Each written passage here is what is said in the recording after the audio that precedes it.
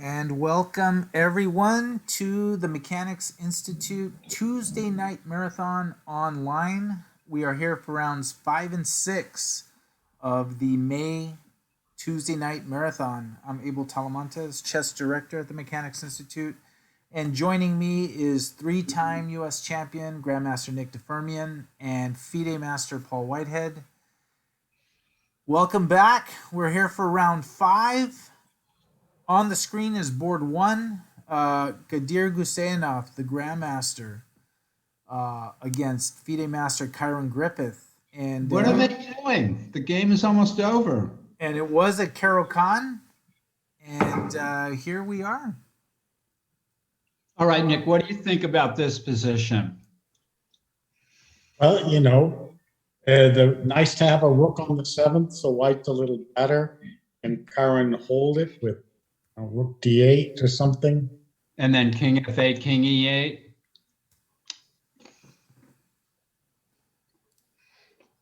And if we want to see how we got here real quick, and we were talking about this in the arena, whether Kyron was going to get to play the Caro-Kann. And all book at this point, sure. Oh yeah, everything is probably booked to here, right? Okay, so there are a couple of things here. I mean, going queen b5 and trading queens, is that normal, Nick? I don't usually see that. Well, I mean, okay, it's hard to get anything in a Caro-Kann. Yeah. So you've got a rook on the 7th. Can he do something like knight e5 here? I'll try to cause a little trouble. What a genius move. And then, well, maybe you take and rook takes d7, knight takes d7, bishop g5, check. Oh, he didn't like that. Makes way for the king coming up to c2. So, I mean, how much is the outside pass pawn worth here in the and it's things? The imbalance. White had an extra pawn on the queen side, black on the king side. Right. Bishop versus knight. But maybe now your plan of king to f8, e8 would be good.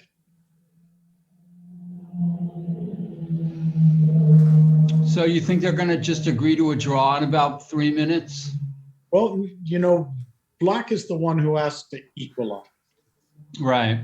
White's not worried in the slightest.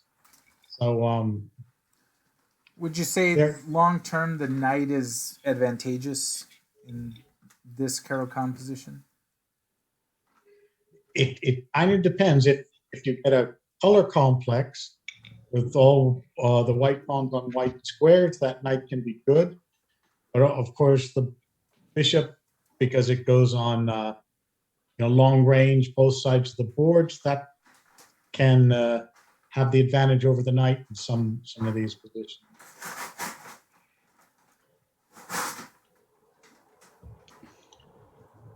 Yeah, if that pawn at e6 was at c6 or something.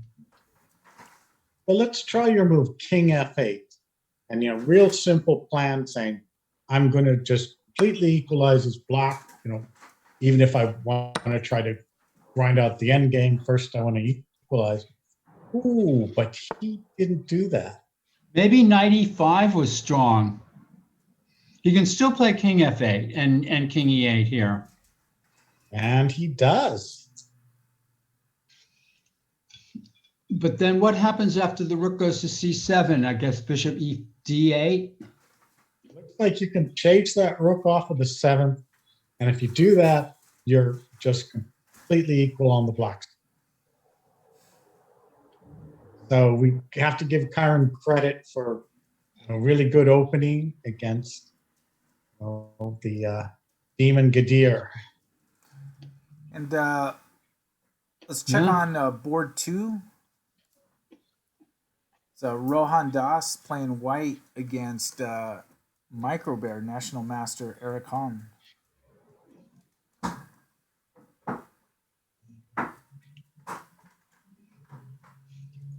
This is another Benko, right? Declined or something? Yep. Banco Gambit half accepted.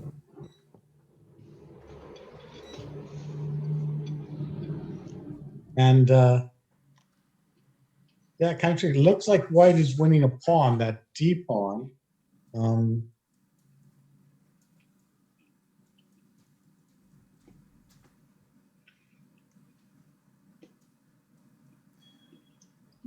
How about queen b4, bishop d2, queen b8? Yeah, that would do it. And for anyone wanting an update of the current standings, look at the pairings for this round, just click on that link in the chat and you can see all the pairings, the standings.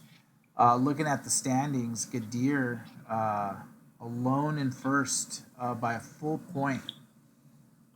Ahead of Kyron Griffith, Max Gadajlovic, who's taking buys for tonight, so he won't be playing. Oh, wow. So this is the final 2 rounds. Yeah. Eric Hahn, Mike Walder, Austin Mai, Rohan Das, Aditya Arutla, all with 3 points. And Max now finishes with 4, right? Yes, correct.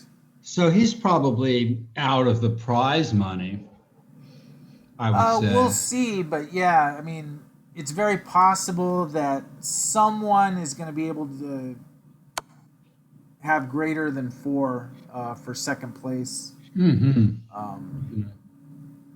There's so many people with 3 that one of those players, I think, is going to be able to evade one of the very strong players and maybe sneak in at 4.5 or so, possibly even 5. Gadir is probably happy enough with a draw. Yeah, and then he can pound his final round opponent or try to. Exactly. And checking on board 3, National Master Mike Walder playing white. And he's got Aditya Arutla, 1718 USCF rated. That's kind of bizarre to try to hold the c5 square with the queen at a5 like that. Doesn't look quite sound to me. Yeah, I would agree that something's gone a bit wrong for black. That's not the way black is supposed to play this. You're supposed to let white dominate the diagonal and do something else. It's bizarre looking to me. Note that if black takes the pawn on a4 with queen a4, then bishop b2 traps the queen. Oh, that's nice.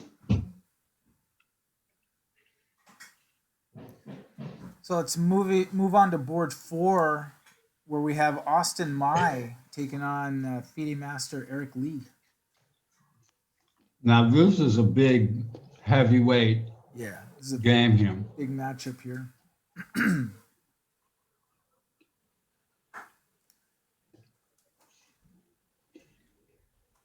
This also out of a French. Hasn't black made a mistake by not taking en passant at c3? Yeah, perhaps here. I'm wondering if white can tactically get in knight to e4.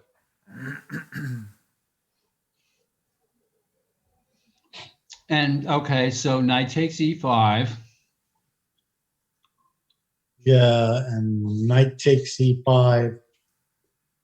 Probably have to take with the bishop because queen e5 gets hit by bishop f4. Right.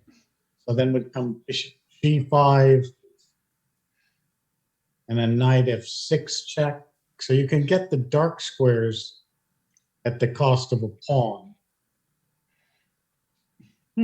That would be a nice sacrifice. you could start off with G4 too, or another plan would be G4, knight F1, right? Yes, that's safe, doesn't give away the pawn. I'll be back in 1 minute, guys. Mm-hmm.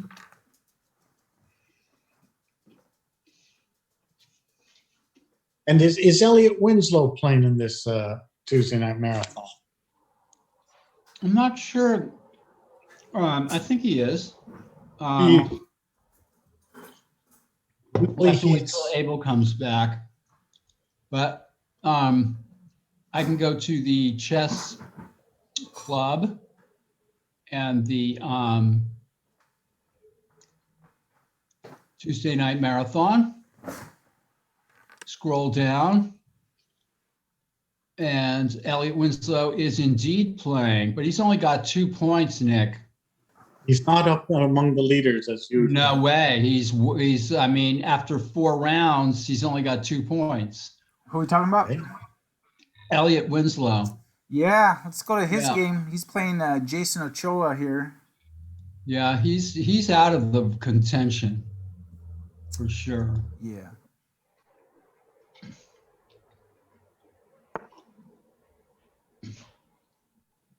Wow, this kind of looks nice for Jason. Got those center pawns. Wow. Oh. Can White play D6 here? Well, I think Maybe just not. gets taken. Yeah. Wow. And then, yeah, go ahead. yeah. No, I was gonna flip to another game that is gonna be. Looks like it's gonna be a quick finish. Flip away, Abel. Wow, look at this. This is Jonah Bush and Kalen Melville. This game is over. Jonah Bush. Look at this attack here.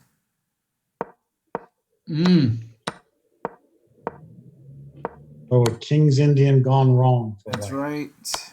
Check. Ouch. Ouch. Oh, that poor white king. Yep. Forced over there. Look at that. Just boom. And that's it. Wow. Jonah Bush gets the quick one against Kalen Melville. I'll say. Tough opponent. So big win there. This is the board one matchup in the under 1800 section. 2 players, the only 2 undefeated in the under 1800. Joshua Lamstein, 1632 rated against William Kelly, unrated. The 2 perfect scores.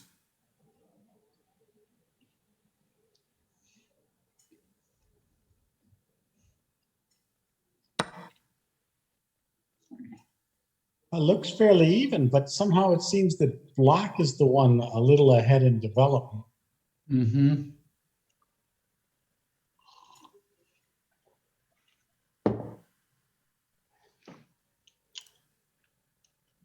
Lots of chess. Joshua Lamstein's used a lot of time. He's like 21 minutes already. Taking it seriously. Yeah, like he wants to win. Is this the yeah?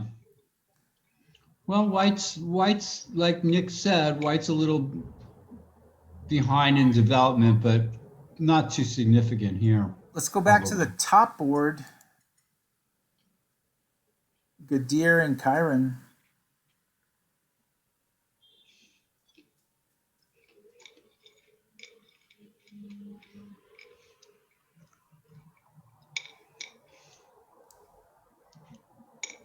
Gadir knows how to move his pieces.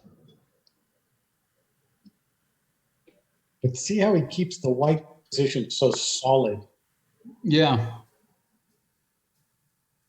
He's got a certain style that's just very quite impressive. Perfectly suited for the Tuesday night marathon.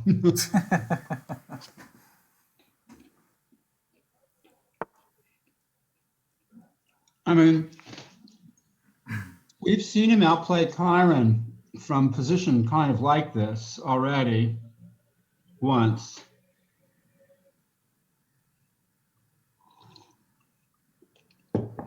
But it's a long way to go here. Yeah, a lot of game and a lot of time. White's trying to get around to the king side with the rook or something. I don't know. Or just inching forward. Just kind of put the rook in a spot where black's going to have to be aware of that rook, right? Yeah, maybe. I mean, he'd like black to play something like f6 and e5. If he can get Kyron to do that, then he's got to induce something. Yeah. Some weakness in black's position. It's impressive to watch him do it, to do it game after game. And check this position out. This is National Master Michael Wang playing white against Max Howe.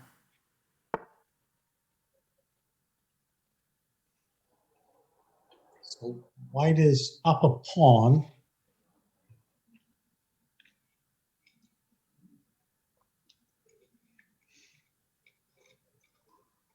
Yeah, probably not any real compensation for it. Black's pieces look scary towards the king side, but you're saying scarier than it actually is. Not as scary. Yeah, because the black queen and rook don't get to the king side very easily.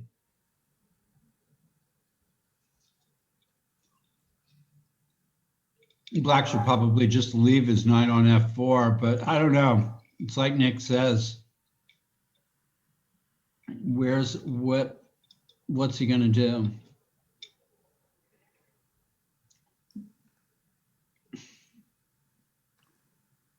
It's now knight h3's just been played, but essentially that knight's just stuck there, right? As Paul says, maybe it'll go back to f4. Yeah. Yeah, now go back to f4. Yeah. Still. Oh no, that doesn't work. Knight f. White can play e5 check and bishop f4, right? Yeah, there was pawn takes f4, pawn takes f4, pawn to e5 check. So black just has to kind of, play around and hope that he can get in something here, like against the white king. f5, c5. Yeah, but none of them are very good. Objectively, it's bad news for black. Let me go back to board one because we've had some moves played here.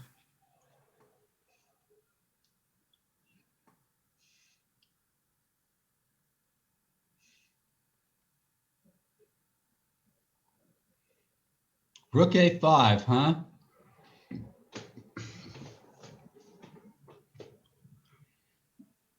Also forces the trade of rooks. Forces the trade, yeah. I would imagine it does. I mean, rook f1 or something looks like a long shot.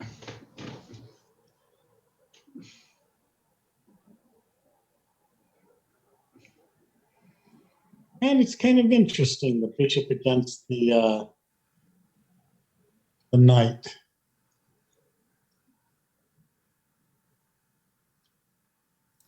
Yeah, this is going to be can't make a mistake. White's going to make a diversion with the queenside pawn.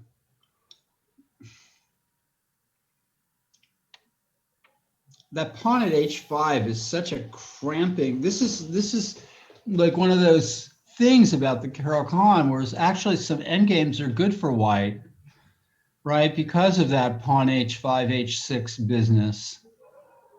Yes. Right? It's actually like we're seeing kind of like a distillation of an idea.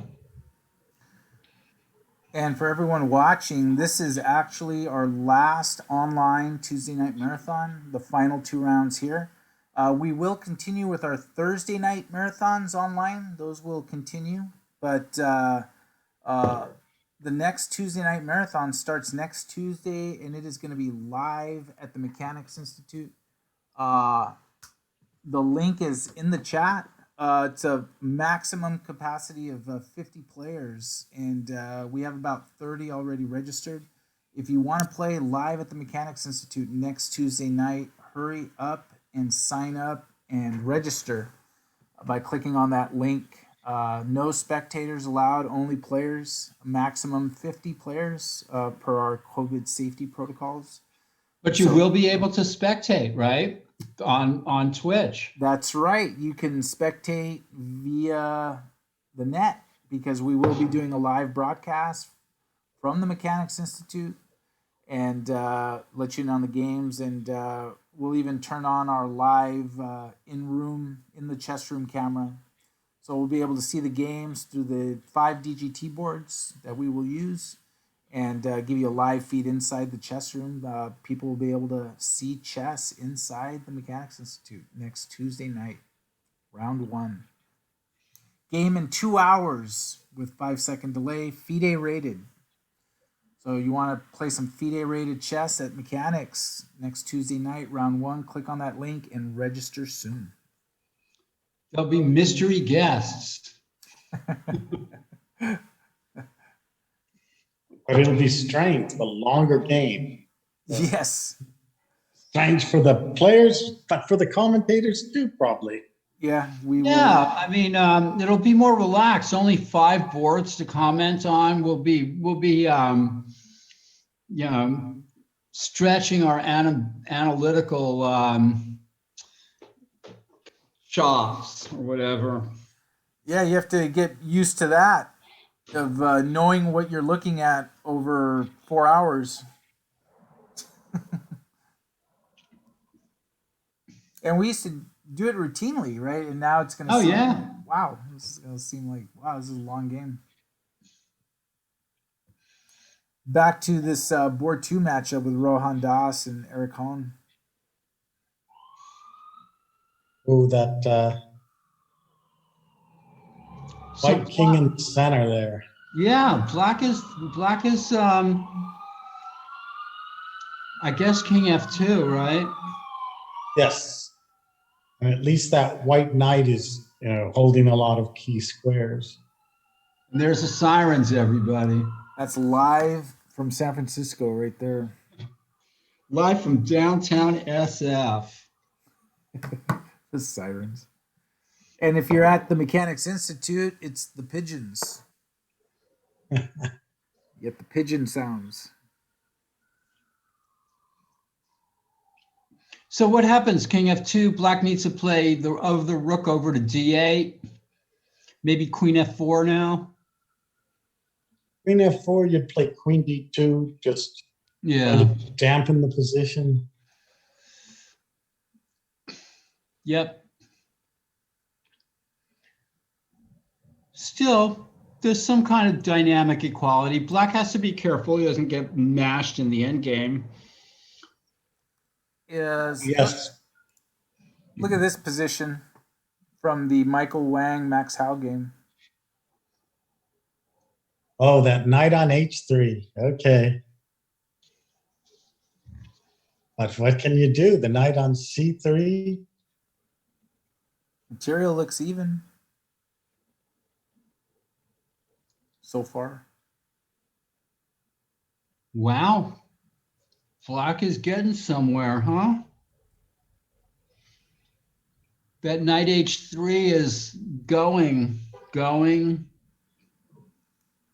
Black's attacking C3 right now. Look at that. Yeah, it's interesting. It could peter out to a draw.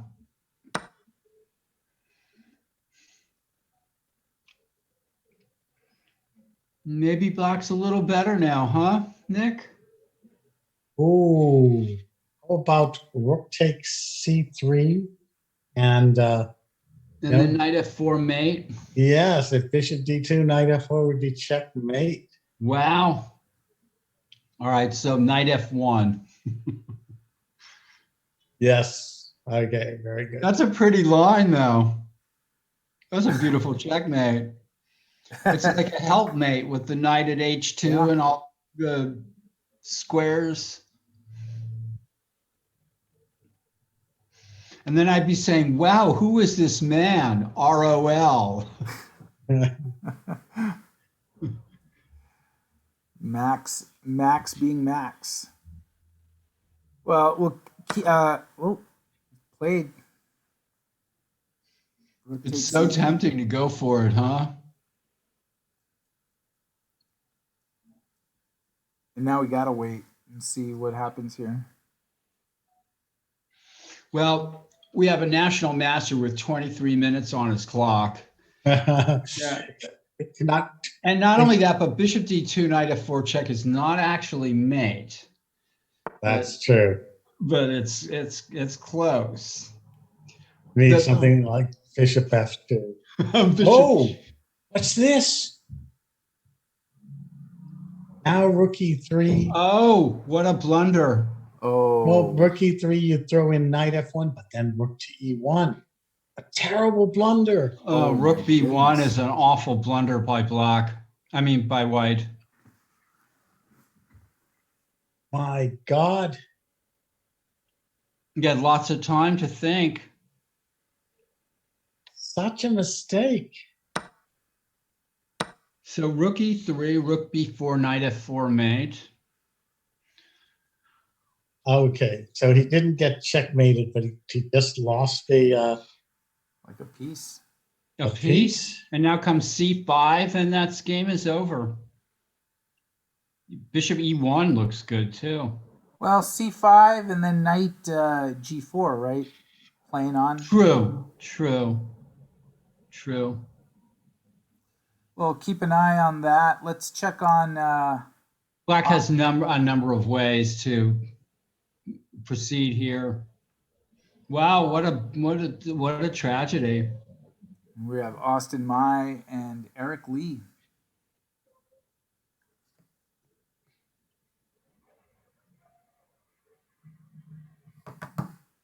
Giving up the bishop for that strong e4 knight. And then black can double on the b file. Yeah, looks just fine for black. I would agree. Can white take with the pawn like a crazy person? That's interesting. Probably not good somehow. Right, yeah. Allowing the pawn to d3. Yes, or just knight h6 to g4. Right. Probably win that e5 pawn. And let me flip back to board one as we have moves played. Oh, yeah.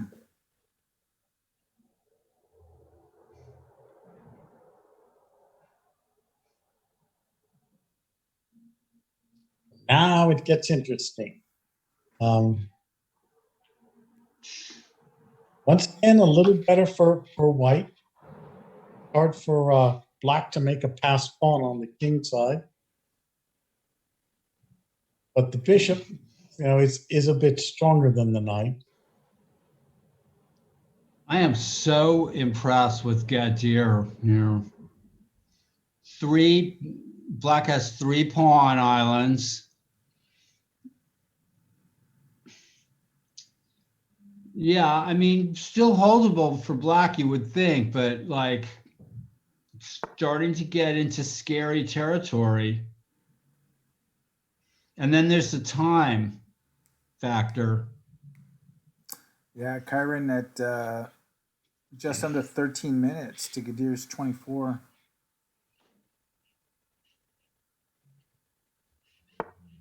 Yeah, he should be able to hold this.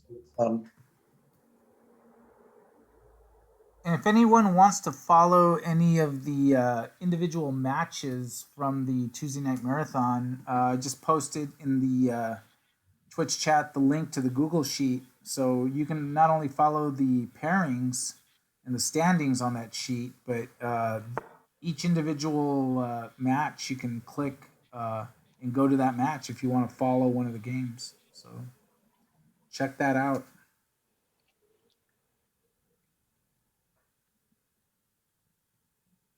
I like that move from Kyron. So the white pawn can go to b5 or c5. If the pawn goes to c5, that black king gets that nice d5 square. If the pawn goes to b5, then maybe the bishop goes back to f2, just holding things off.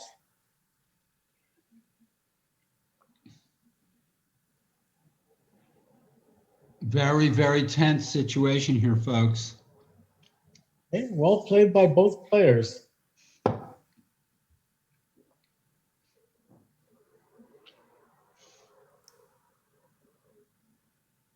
I have to jump to this game. Just have to. This is the position right now with Michael Wang and Max Howe.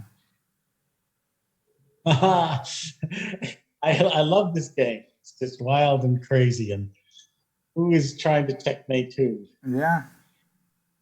Bishop f4 looks like well, king comes down into f6. So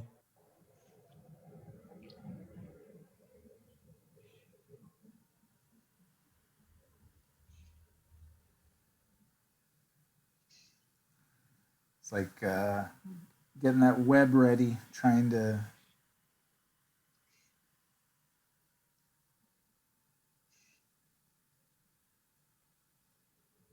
White's definitely playing for a draw, but playing very aggressively for a draw. Yeah. What about knight f3 check? King has to go to f5, I guess. And then knight h4 check. Pick up a pawn with check. Guess the king goes back to g5. Oof. Yeah, you're probably right. Knight f3 check, king f6. Now you can take the pawn on h. Oh, then he goes bishop f7, king f7. Then you can play rook e4. Yes, rook e4 looks good. Because the bishop on h4 covers f6. He played it. Oh, keep an eye on this, how this plays out. Look at Mike Walder. Black should have a way to victory here, I think. Oh, okay. Now, this didn't look good for black to begin with. Down with that white queen. Now it definitely doesn't look good. Yeah, this is just completely over. Michael Walder is just playing fantastic chess lately. Gotta hand it to him. Look at this. Resign.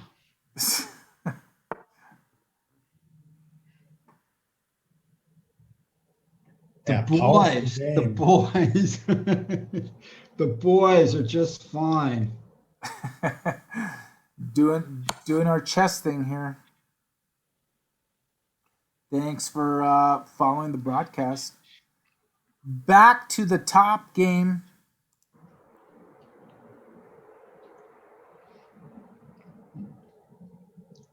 Michael Walder is a man on fire lately.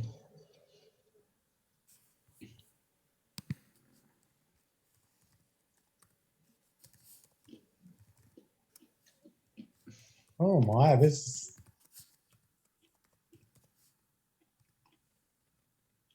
Now, black has to be careful here. Yes, how did both those pawns get up there? Well, he allowed the king to go to e5. He just played b5 and c5. Oh, now, if king d5, c6. And the bishop would have to come back to To B6, yeah.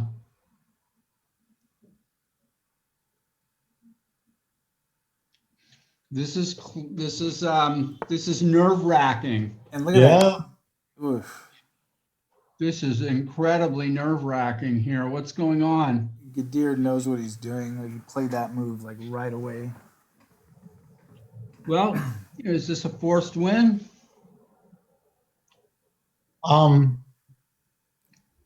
He's winning the bishop with 98, right? If king c5, 98. Yes. And then that's probably a win. Unless the black a pawn is not far enough advanced, probably, for black to have any.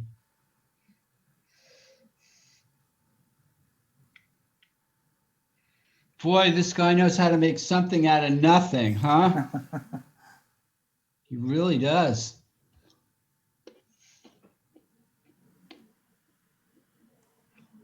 Tough. Mike Walder does get the win. So congrats to Mike. Back to Austin Mai and Eric Lee's game.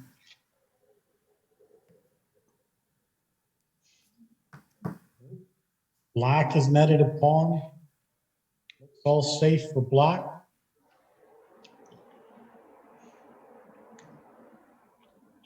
Yeah. White's not really gotten anywhere at all. Never count Austin Mai out. And he needed to try for the dark squares, right? Knight e4 and knight f6 and all that stuff that you were talking about 10 moves ago.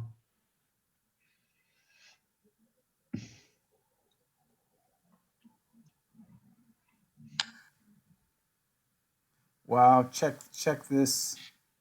Look at this position. Michael Wang trying to. It looks like he can pick up e5 pawn and then threaten f7.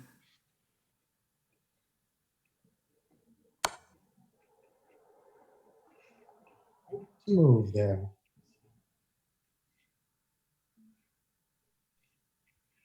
Yeah, but black just steps up with king h6, right? Yes, and then rook f3 becomes a threat. So king f6. Repeating doesn't make much sense. If king h6, can you go rook b8? Does that do anything? He does get to King h6, rook b8, you mean? does get to go rook f3 check. Yeah. King takes e5, bishop g3 check, and the knight on f6 would be hanging. Yeah.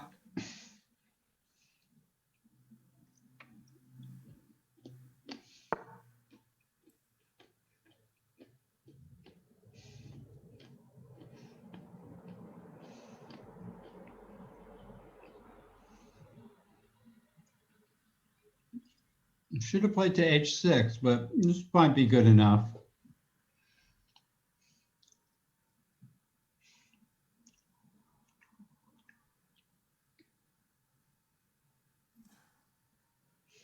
Let's go back to board one because, oh, yeah. Oh, what did he do? He just gave up the bishop, and did he forget that his e-pawn was going to get forked? Well, this is it. White takes the e6 pawn, sacrifices the knight for the a pawn, and wins the game. Yeah, Kyron, that was bad defense. But I don't think he had. I think he was busted, Nick. Let's go back a little bit. Probably. And, take a look here. This is what we saw. Oh, that's what I had to do that, right? Oh, he could have gone king to d6, knight checks, king e7, pawn c7, king to d7. Oh, king to d6. Here, king to d6. We'll see that. Before, yeah, d6. But Okay. maybe white will just play king e4 or something like that. Yes, but then, okay, you could go on to a6 even. Yeah, maybe. It's not nice, I agree, but the way he played is just over. I'm now pawn a6. a6, pawn a6. Oh, yeah, we had a move, so this is the live feed right now. Right. So, I mean, these a pawns can be pesky against the knight.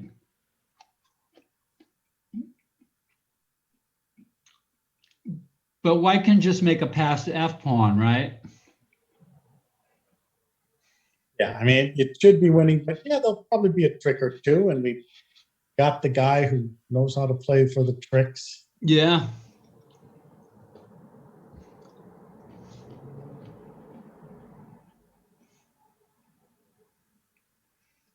Well, keeping an eye on that. Let's check on Elliot Winslow's game.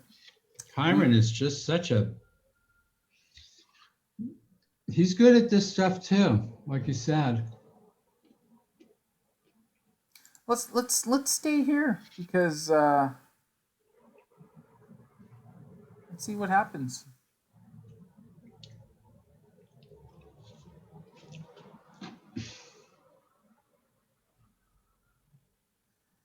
On that king to c4, at least blocks out that white king.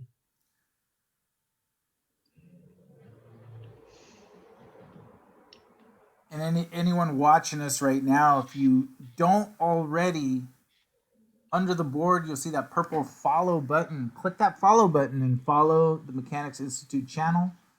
When we stream our events, you'll get notifications, and starting next Tuesday, you'll get notified when we stream our live event, round 1 next week, in person at the Mechanics Institute. So click on that follow button if you have not already done so.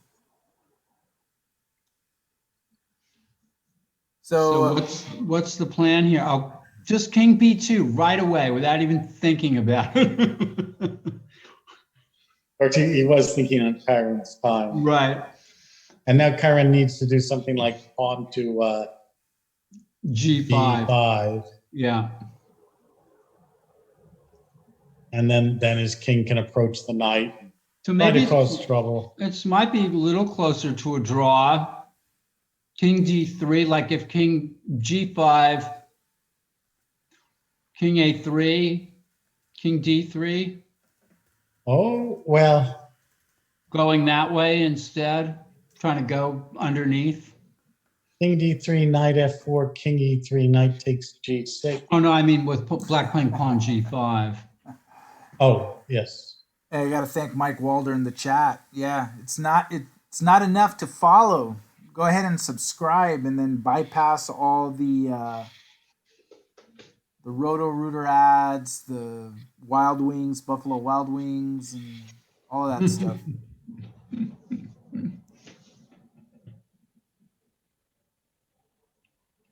Boston.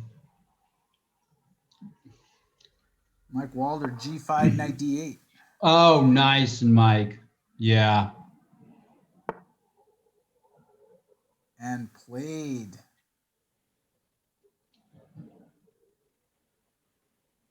So, but then H5, right? He played it, knight D8. So you could either try running in with the black king or pawn to H5.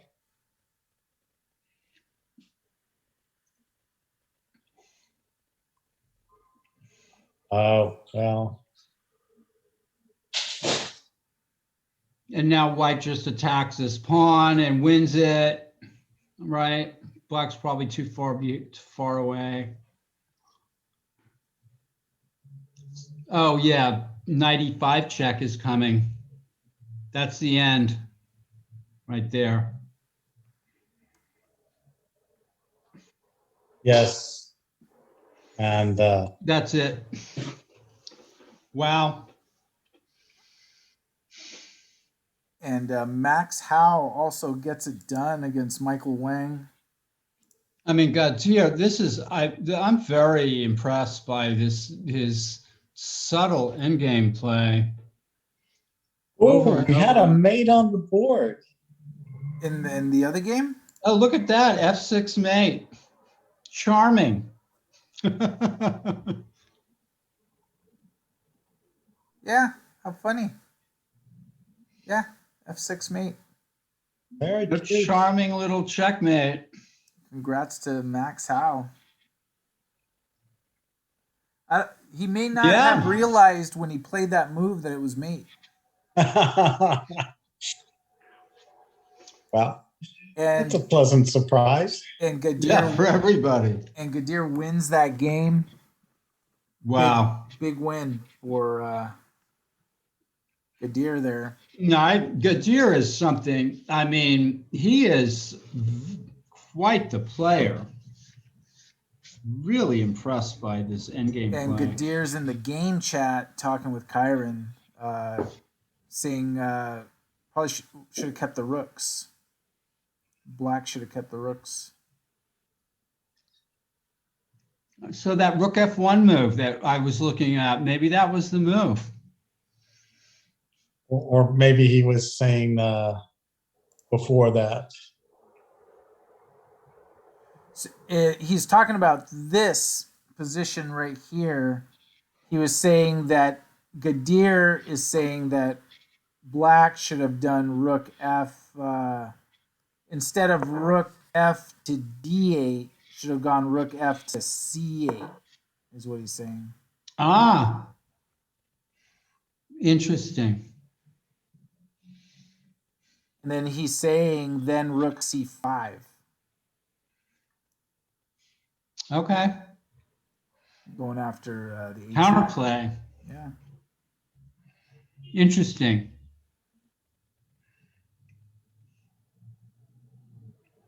Kyron saying he thought the bishop would be at least as good as the knight, but that it was tough without any targets.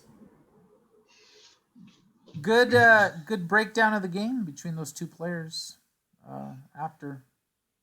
Oh, let's check this game. This is Rohan Das on board 2 against Eric Hahn.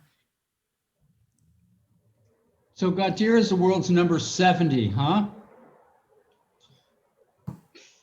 Yeah, not for nothing. Oof.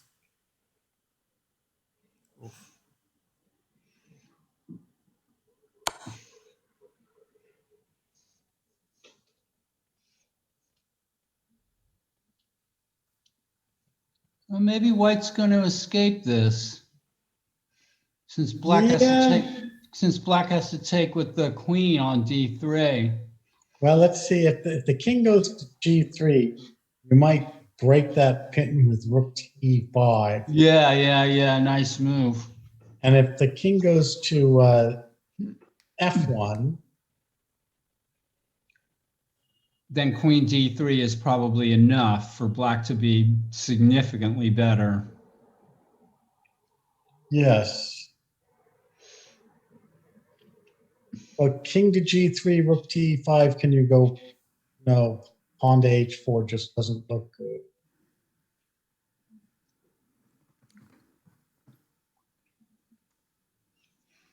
Tough, though, for White, who's also down on time.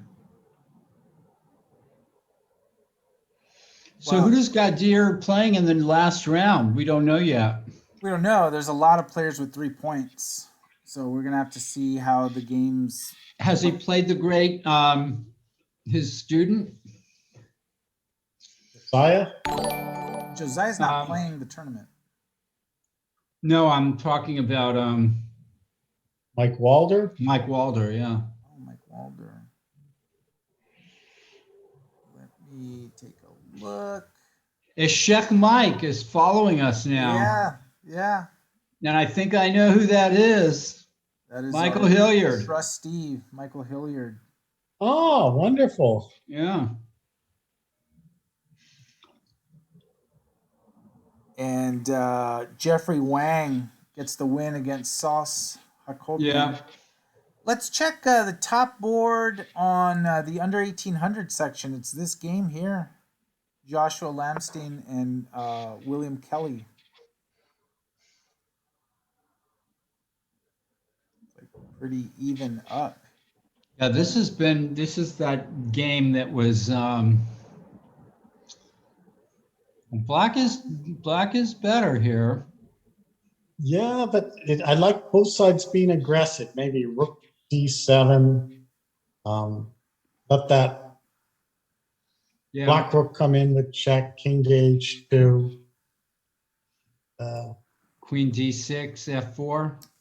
Yeah, and both sides are going for it.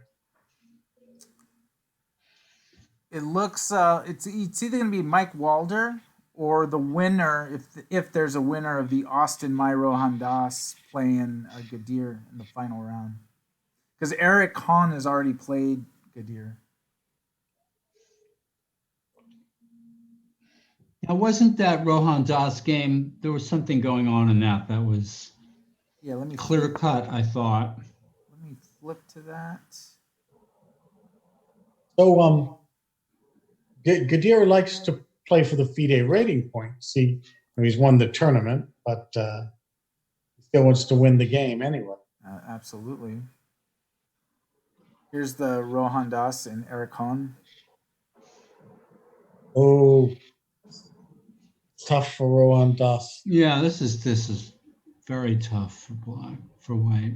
Down to almost a minute. So if Eric Hahn wins this game or even draws, it's going to definitely be Mike Walder and Gadir in the final round. Well, okay, Mike, you heard it. It's time to start preparing already. He's got the book already on Gadir. Oh, this is just hopeless. Rook e1 and rook a3. Yeah. And picks up 2 pawns. Oh, maybe white can get out. King e2 or king f2. If it's just one pawn, then you know what they say about rook endings. Yeah. Mike, you have to finally take Gadir to the cleaners. There's no... you use all the knowledge you've been getting from him against him now. I suggest taking his knights off the board. I've been talking about this for a long time. Now, we saw again with Kyron and Gadir that that knight that Gadir had was just very strong. Yeah. Just take his knights away, Mike, and you've got a 1 game. So, or take his knights away, or just take a draw offer that he might offer and eat dinner and enjoy the rest of the night, because with a draw, that's pretty much all he needs to wrap it up. And Kyron's saying he better not fly into San Francisco and play round 1 yes, in San Francisco. My prediction is the next Tuesday night marathon will have a different winner. Have a different winner. Josiah Stearman is in. Kyron's already in. Getting more players. And we will have 2 sections, so we'll have an 1800 plus and an under 1800.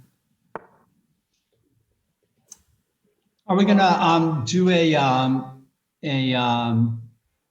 one of the lower boards on the DGT boards?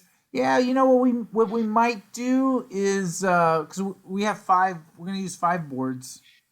Maybe we'll do the top 4 boards, and then we'll do top board under 1800. All right. We'll do that. Put everybody under the microscope. Yeah, why not? We did that before. We would cover the top games on the lower sections. That was a lot of fun. Black is not being careful here, or didn't think that white might try some offensive move like rook b1. That's nice of Austin Mai. Going for it. Looks like queen to f6 is forced. And then rook b7, knight e7. Yes. And then you've got a sneaky attack on f2 as well. But I wonder if queen to f6 and white get away, just being really greedy. Queen takes c5. And Elliot Winslow won his game. Yep. Playing Gadir. H4 is even more direct. Everyone getting an education when they play Gadir. Yeah, seriously.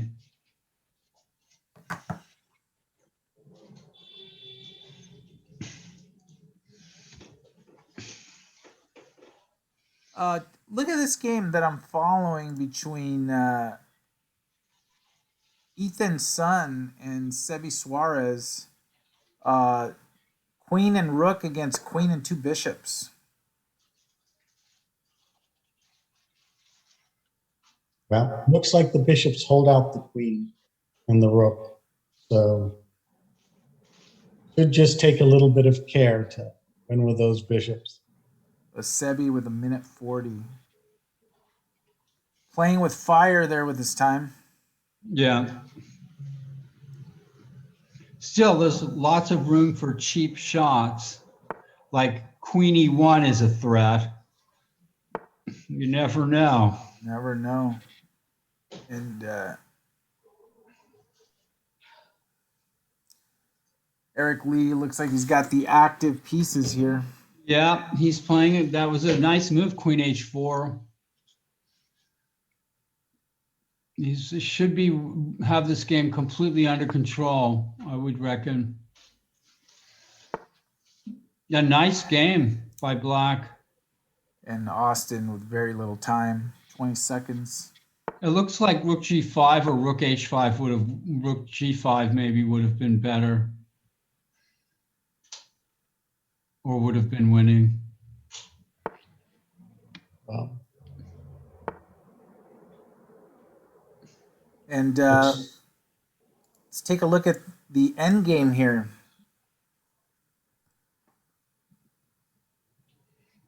Okay. Somebody's saying we should invite the Magnus and Company over Mangus.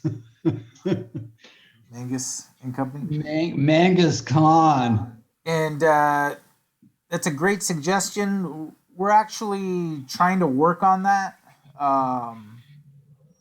So it's not lost on us. We're trying to see what we can do with that, because it would be an absolute shame for players of that caliber to be in San Francisco and not check out the Mechanics Institute. So, and if anyone out there, if you have some kind of in on that, let us know. We're all ears. We're going to reach out to the organizers to see if we can get an invite to get them to come visit.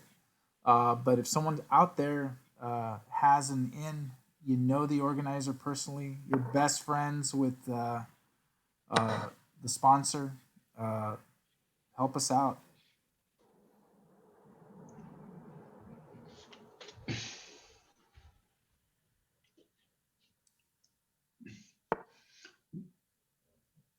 What do you think of this, Nick?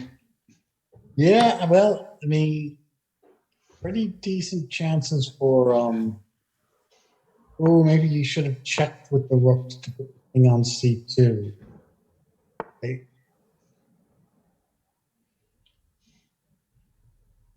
Well, now it's the white king races up.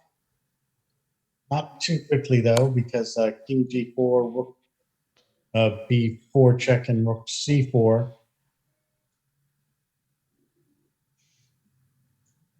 Good, yeah, maybe you push that king down to c1.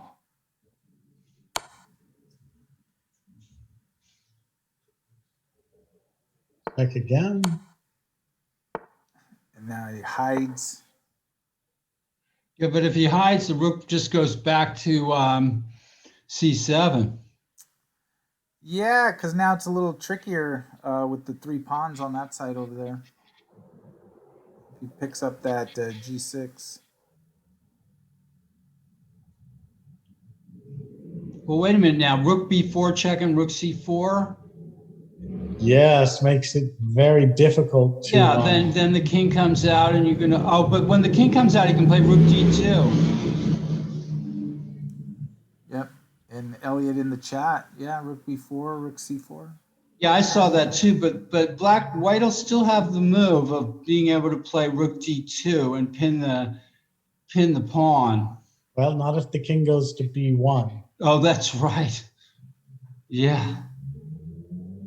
So that's it. It's a forced queen by black. Huh.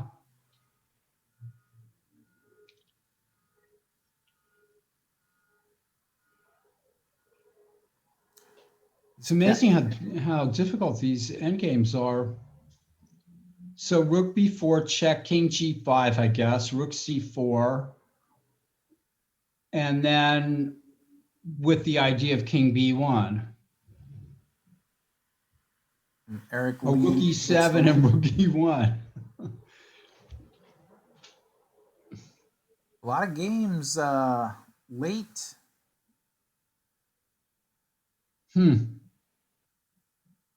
And the funny thing is the top 3 boards in the under 1800, those are still going.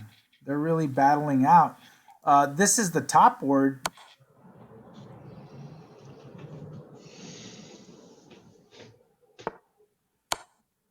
oh, good check, but a pawn down, queen and pawn ending.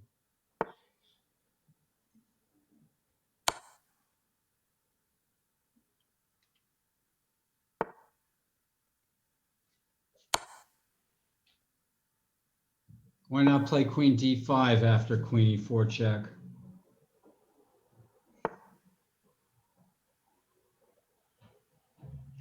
I guess this is pretty much the same thing. This will be tough, right, to make progress. Queen a1, maybe.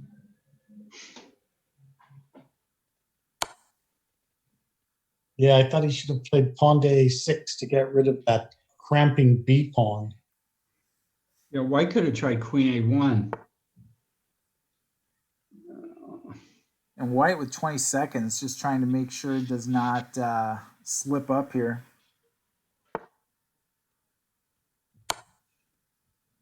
Yeah, very good defense for little time. And while this is going, this is board 2 in the under 1800 section. Black under 20 seconds. So the under 1800 section, these players are playing for it. This is a funny position. But here the bishop really is better than the knight. The black king should run over to those kingside pawns. Yeah. And white's going to have to grab some pawns. If white could take both the H pawn and the F pawn, he could draw. Black's got the wrong idea here, huh?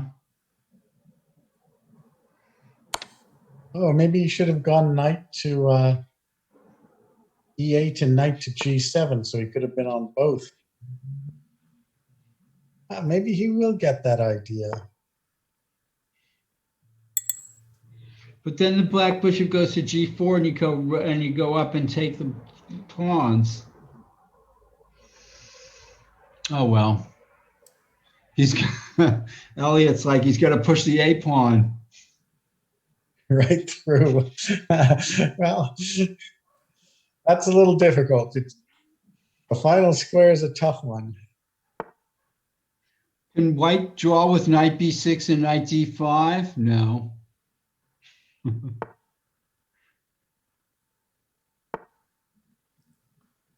Wow. This is just hopeless, I Oh, think. Well, he gave up that A pawn so quickly.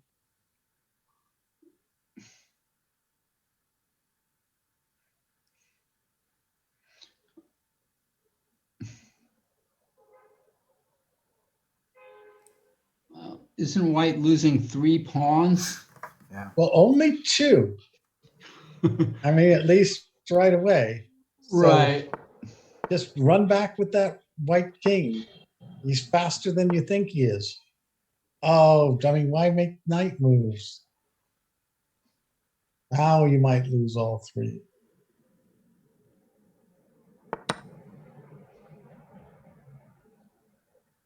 Yeah, and now the white king's So the too knight late. should have gone to g6, maybe. Oh, yes.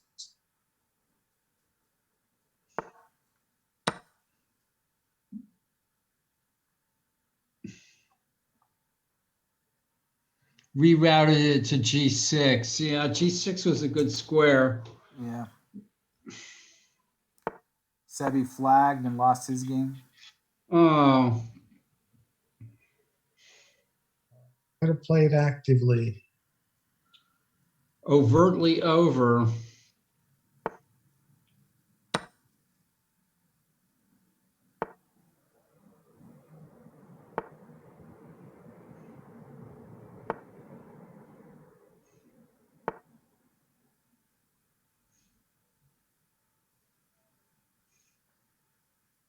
Yeah, there's no trickery.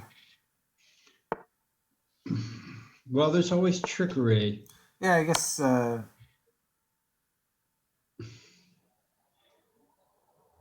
But there's, yeah.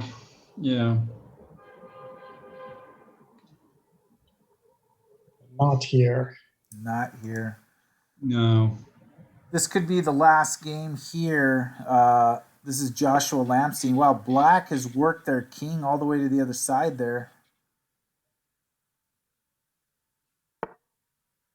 That's the way you do it. Well done. Yeah. Seconds on the clock for both players here. Now Black is winning.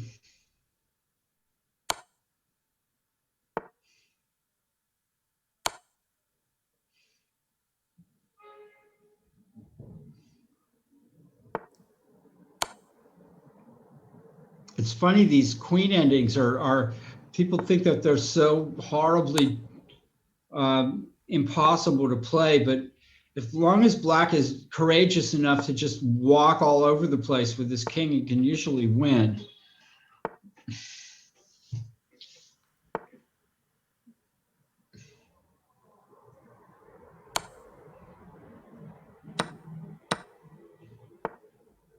Yeah, nice game. Oh, trade the queens. No. That was sad. I think there was some, and it wasn't forced, was it? No. No, it wasn't. Just, yeah. So tough one. William Kelly is going to be 5 out of 5. SF Deals, hello, congratulations, big win against Sebi. Yeah. Whoops. Yeah, they're still playing it out. This is going to be This is going to be the last game of the round, and there it is. William Kelly gets the win, 5 out of 5 in the under 1800 section. Wow. It is 7:49. The results are going to be entered. Standings updated, and the next. If I can take a quick break. Yeah, go for it. The next. Do you need to take a break? No. Go ahead. And the SF Deals got 2 bits, so Elliot's got 11 minutes for dinner. And so if you are listening and following and like what we do here, and if you are in the Bay Area, the Tuesday night marathon in person begins next Tuesday at the Mechanics Institute. I've just put the link in the chat. If you want to register, we're limiting to 50 participants. So register now and save your space. We will not have spectators.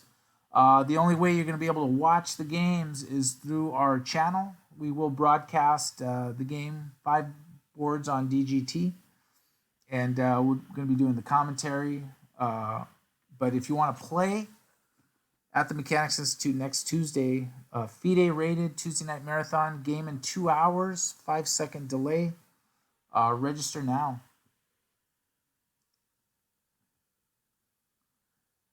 Ethan, William Kelly, you lost 2 times in the same tournament. Where was that? How did you play William Kelly twice in the same tournament? There's a June tournament, but it's live in person at the Mechanics Institute. So the only online marathon we're going to have is Thursday night. Thursday night marathon's still going to happen. And actually, for those viewers still watching, so one of the considerations we're thinking about is that when this current Thursday night marathon ends, because our Thursday night marathon is game in 60 with 5-second increment, we are thinking of converting it to a game in 35 plus 5, still USCF rated, and we're gonna do commentary, live broadcast of the Thursday night marathon. But we're thinking of converting it to 2 rounds, game in 35 plus 5. So what do you think of that? If that's something that you might be interested in playing on Thursday nights, let us know. If you love the G60 plus 5 format, let us know. No final decisions have been made, but it's something that we are thinking about and looking at because we do want to broadcast the Thursday night marathon, but we thought it'd be a better experience doing 2 rounds.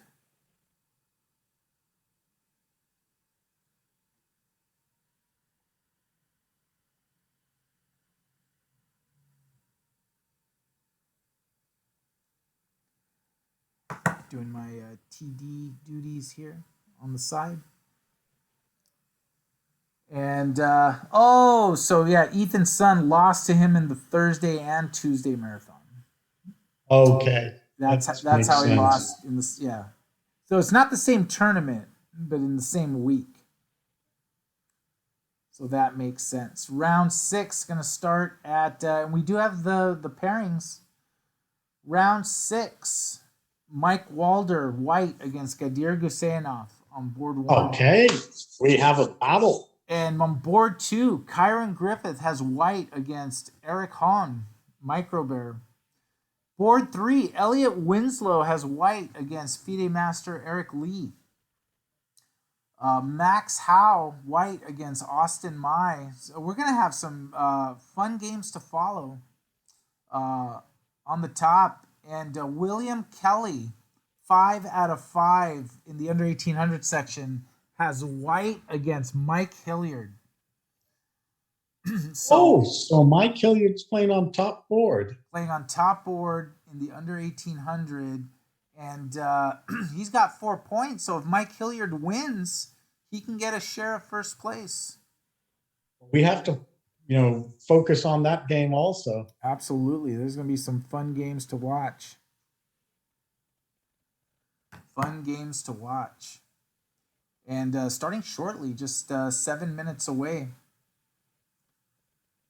And thanks, everyone, for all the support in watching the Tuesday night marathons online. It's a little bittersweet to me, and I've had this conversation with some people that,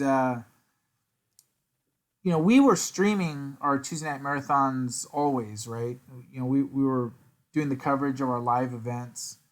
But one of the things about the Tuesday night marathon online is that it was sort of like a lifeboat for us when the pandemic shut everything down. We continued doing Tuesday night chess. At first, we just had a free tournament and we had our players play.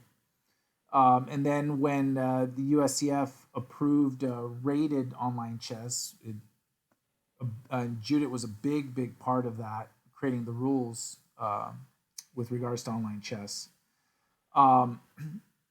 Us having the Tuesday night marathon online and doing the broadcast was something that really kept the club and the community together and and kept everything going, and it had all our usual regular players participating and playing, and getting new players to come and sort of like, be a part of the family and everything we do here.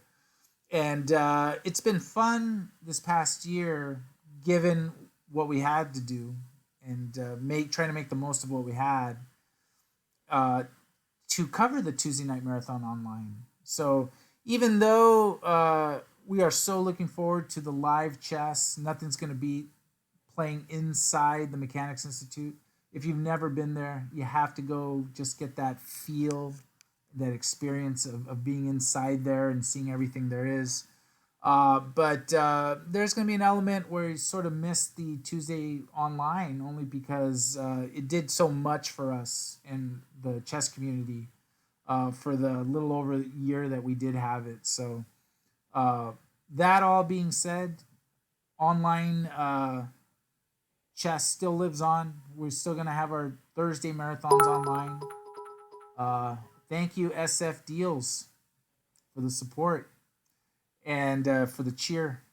And so we're looking forward to doing both, and doing broadcasts of both our online events and our live events.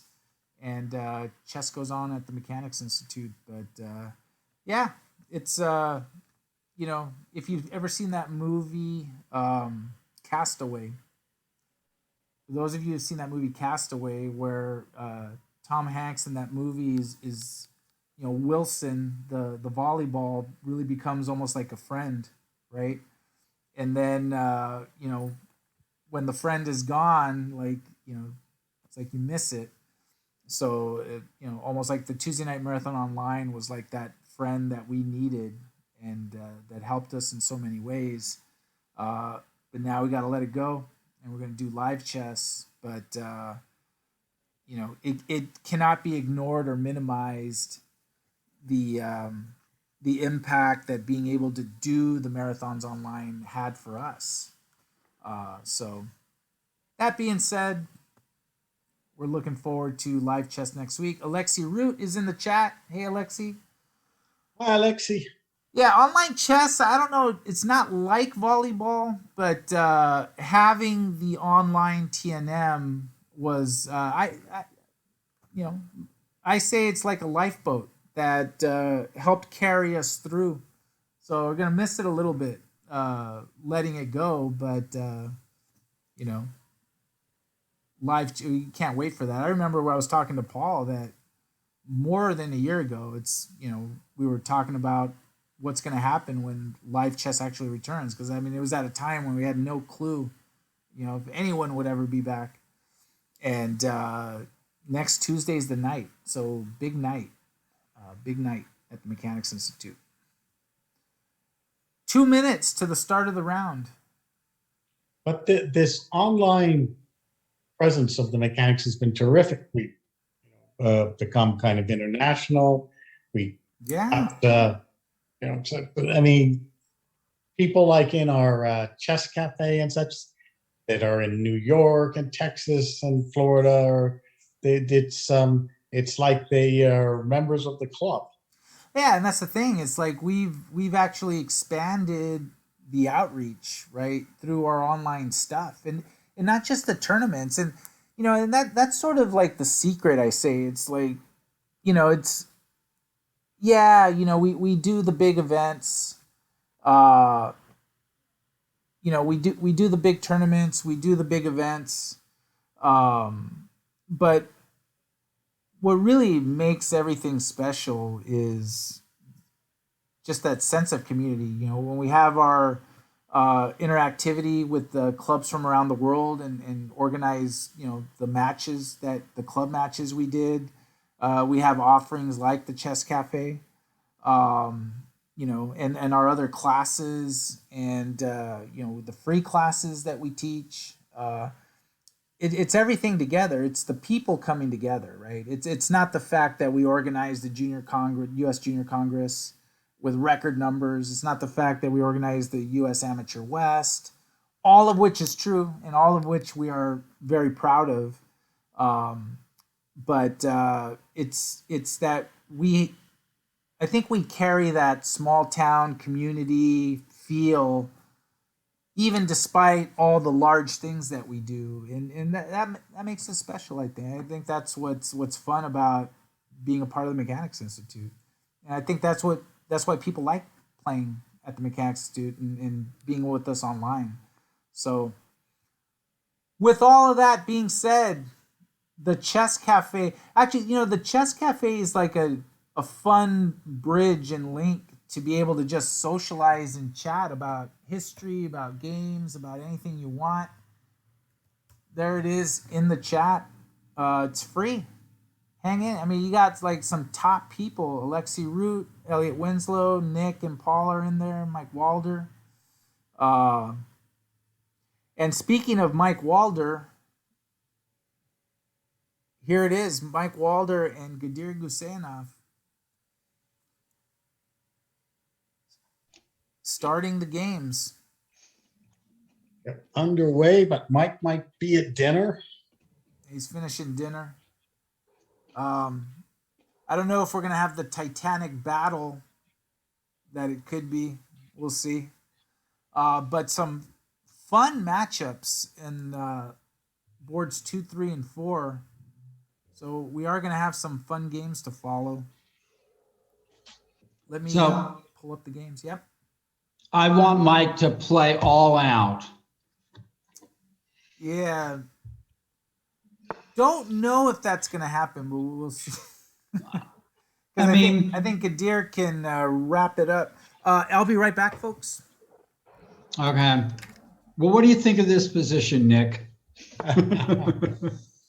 Well, I agree. Mike should have done what he does really well. Played pawn to e4, gone for some super sharp position.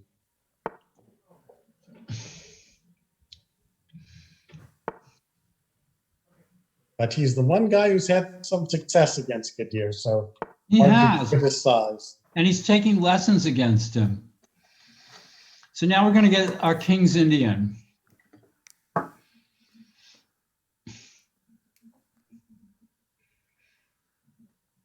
All right. Lessons with him, not against him. Did I say lessons against him? Probably. Let's see. I've misspoken so many times on the internet. Hey, Paul, you sort of missed my little going off about philosophy of the club. Why don't you tell me, like, what do you think about this past year of online TNMs and the fact that we're going to be live next week? Thanks, Alexi. Yeah, Alexi. Yeah. I think, Abel, that the Mechanics Institute owes you an incredible debt of gratitude and the chess world in the Bay Area for keeping the club alive in so many different ways that you did over the pandemic. Well, we got to, the big shout out. I mean, I don't even have to say it. Just the work of Judith. Oh yeah, in everything, not just with the events, but Oh, and there's the coaches and the players and and Nick and I and everything and Judith, of course. But Abel, you brought it all together, and without your determination and your drive to bring this thing home, it's remarkable. There's something about the team that we have at Mechanics, like the four of us: Judith, me, Nick, Paul, the coaches, and just the community that we have. It's just like it just comes together, and I think we're all wanting the same thing, right? And I'd like to think that the players feel that too, and it's a pleasure and honor, and it's a lot of fun to do the things we do, right? And Yeah, and like the one thing I was saying, like this Tuesday night marathon online, I mean, that carried us and kept everyone together, right? So is it going to be an element where I'm going to miss it a little bit, right? Because it was so vital for us in the continuity. But man, I cannot wait to be live next Tuesday. Yeah, I'm not, frankly, I'm enjoying some of the online stuff. Yeah. I mean, I have to, but nothing quite like being down at the club and saying hi to Tony and, and all that stuff. Christian Clemens is looking forward to real chess again Christian too. Clemens. He thought classical chess was going to just go away. We just played Blitz online. Yeah, I know. It felt like that. Had that, awful feeling to it. Yeah, yeah.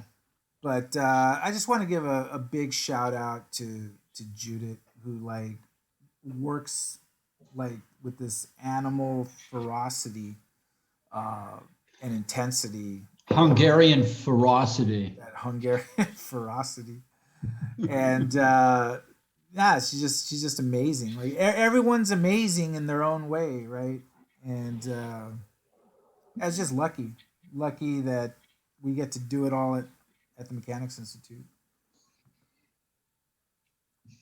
Yeah, and Christian Clemens enjoys getting kicked around by both you guys in the arenas and what have not. Well, I'll tell you what, I'm not going to miss that arena. Oh, the arena's still happening. Oh, yeah? Yeah, it's still when is it going to happen? I think we're just going to move it to Thursdays before the other. So well, we'll have to negotiate that with my contract. Yeah, we'll take a look at everything. Yeah. But Paul, you've suddenly, become a terror in the arena. You've won all your games the last 2 weeks. You're like undefeated back-to-back weeks. Well, I got tired I've got tired of getting murdered, but I decided to take it a little bit more seriously, I think. Also, I mean, teaching classes and being in the chess cafe, I want to put my money where my mouth is worth. I think I know something about chess, and then to play chess and just play like a bozo, like it, I don't want to do that. I want to say, well, I can really still play a decent game of chess, And it's probably been resolved. Yeah, it looks like it's been resolved already. I was going to say the under 1800 section was slightly delayed. There was an adjustment we needed to make, but it looks like everything is going now.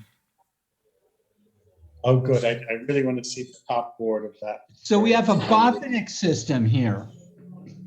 That's right. Thank you, Alexei. Nice win over Michael Rode. I played 2 rated games live in person this past week. Maybe the problem on Mondays for the chess cafes, I have a meeting, a standing regular meeting with our executive director at 3 p.m.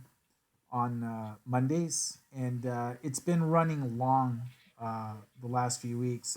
So that's what holds me up getting into the cafe. But I would love to show one of those games in the cafe, my live over the board. I had 1 win and 1 loss. That would be great. I really like the chess cafe. Trying to get people to show games. All right. Yeah. The game I lost was exciting. Completely missed a winning line. Completely missed it. I can't believe I missed it. I feel like I should have seen it. It's terrible. So I think the Botvinnik system is not so great. What do you think, Nick, for white? Well, I'd take that up with Botvinnik. I mean, it looks good when black plays it, but when white plays it, I'm not so impressed. It's legitimate. No, it's legitimate.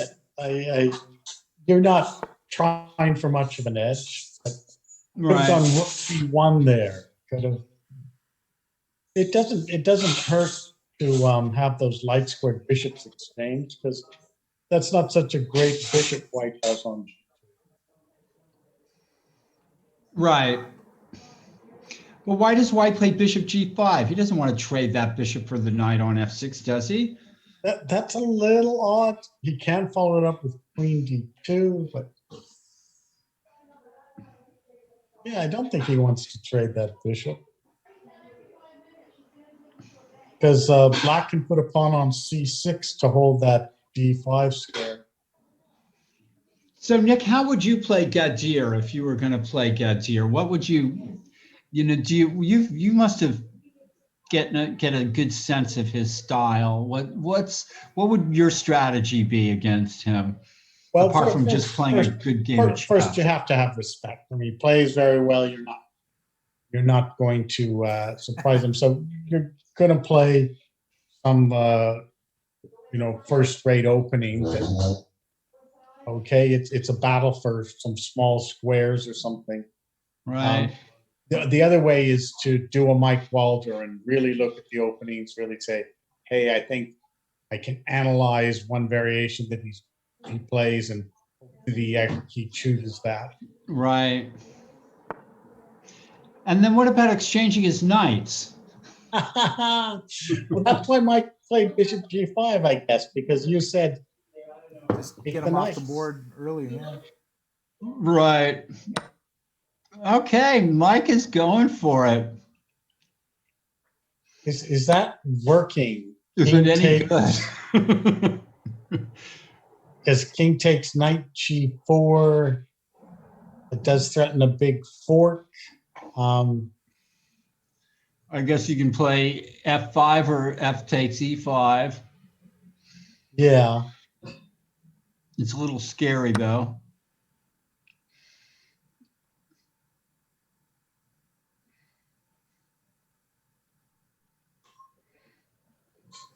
And Mike Walder at 26 minutes already, so there's an element where it was out of what he was ready for. And yeah, I think he's winging it. Yeah.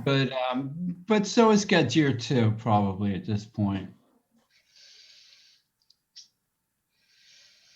Gadir, what I've noticed about Gadir is he does not get sidetracked. No. He does not get sidetracked. There might be 3 interesting continuations, and he's always picking the one that's like sort of just so, just enough, kind of. So Alexi's asking in the chat, was f4 a bad idea then? I mean, maybe not. This is okay. You could even take back with the bishop and go queen g2 with on to h3. Yeah, I like that. Just take back with the bishop. Oh. Mike surprised us. That's a surprise, huh? Yeah, look at that. Take it all. With knight h5, I guess you have knight takes f4. So we have a sacrifice. Not quite, because if black takes on g3, the knight's hanging on f6.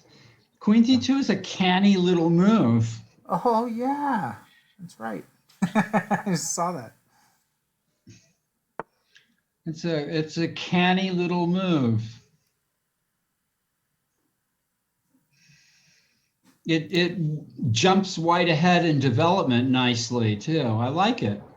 Look at this position from the game between Kyron Griffith and Eric Hahn. Sicilian.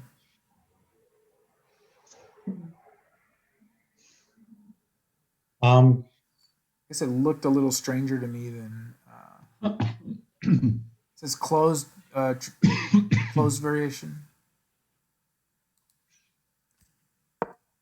Well, I guess the white queen's not in danger there. Can go to g3.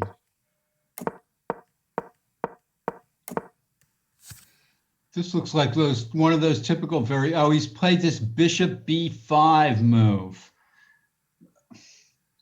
Boy, that thing is a weirdo, isn't it? In the world of chess, that knight c3 and bishop b5. Well, it's an excellent move if you don't want to play the open Sicilian. Yeah, it's a kind of, but it's like with knight c3 and bishop b5, it's the kind of thing that there would have, back in the old days, there would have been one master, from some obscure place that specialized in some line that was kind of baloney. So now Yes. Carlson plays it. And going to Elliot Winslow and Eric Lee. Oh, well, this looks like it might be fun somehow. We're going to get to see a sacrifice on e6 soon.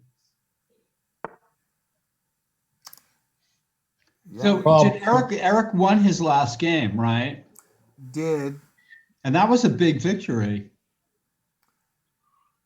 Yeah, so Eric's at 3.5 points. So if Eric can get a win, he'll be at 4.5. In good position, possibly to eke into second place.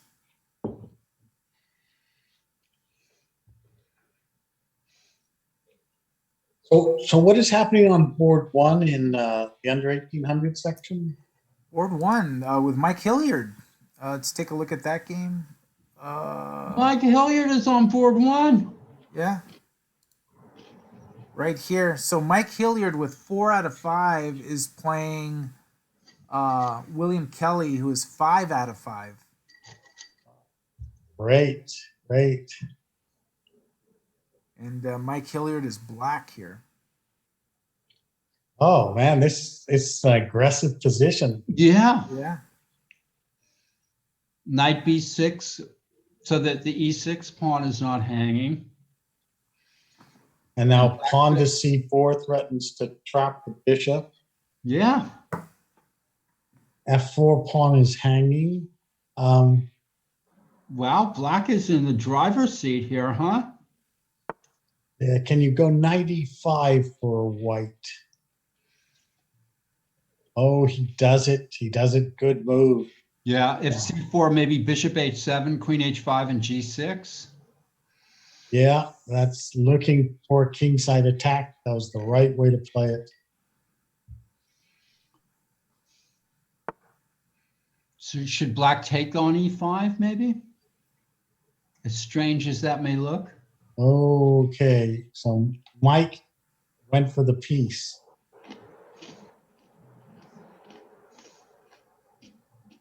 Maybe just too quick. That bishop h7 is going to be very annoying. Yeah. And then queen h5 and then g6. Yeah. It's hard to not to see.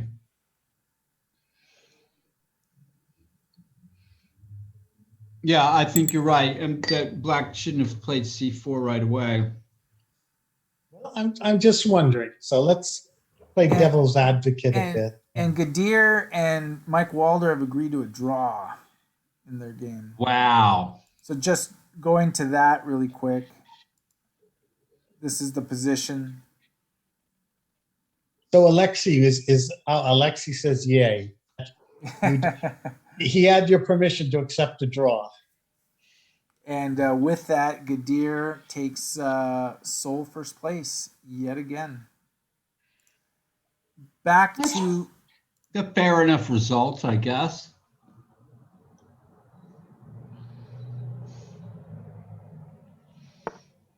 Although white might be a little better.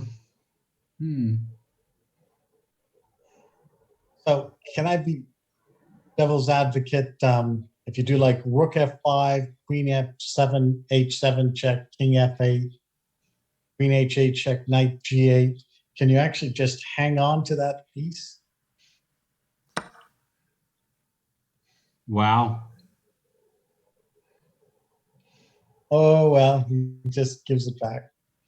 But knight right, rook f5 was worth considering. What about knight f7 then? Rook takes queen on h5.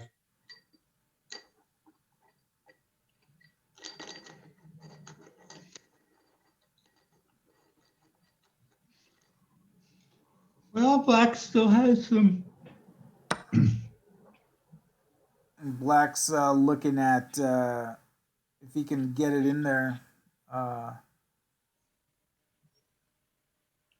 Might Yeah. still be holdable for black. Yeah, yeah.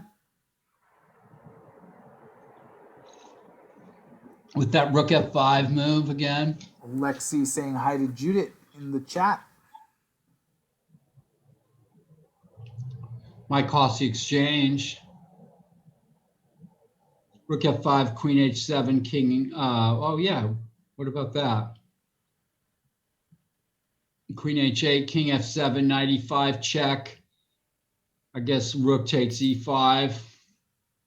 Well, then queen takes e8. Yeah.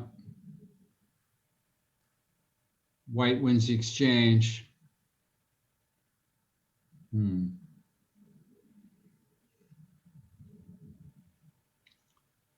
What happens with rook f5? Queen h8, king f7, knight e5. And he can't take with the bishop because the queen hangs in the corner. Or a d8, rather.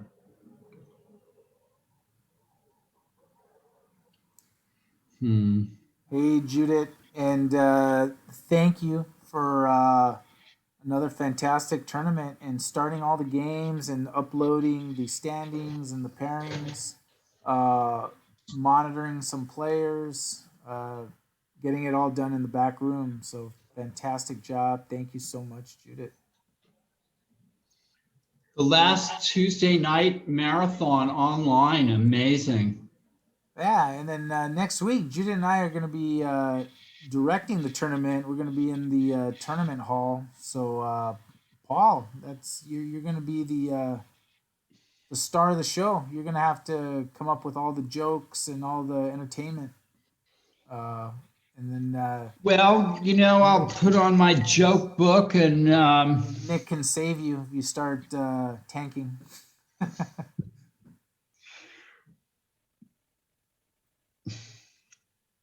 It'll be fun. It'll be something different. Well, it'll be like the old days. It'll be like the old days. And I'm sure Abel, you and Judith will come in and have a chat with me. For sure, yeah. As we did back then. Yeah. Stop by. Let me. And will Juan and Dejas beat? Oh. You know, I don't know if he was going to be able to make. He was going to try to make it, but there was a chance he may not.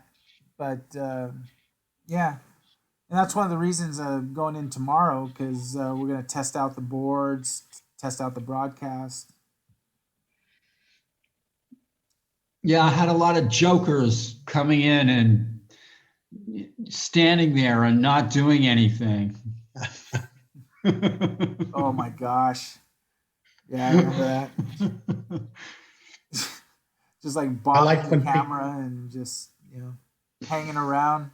And then they'd be like, hey, like, am I on? Am I on the broadcast? Yeah.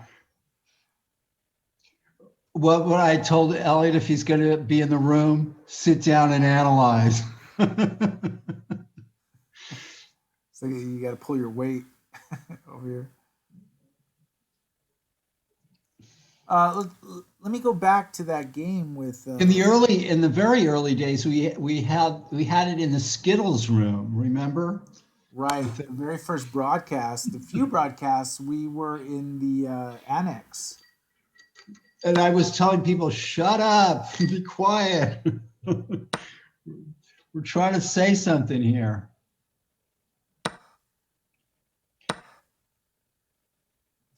So Mike is going down the exchange, as we predicted.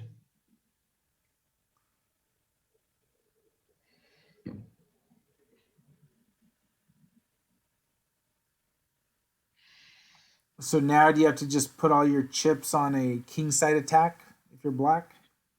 Push the pawn d4 and...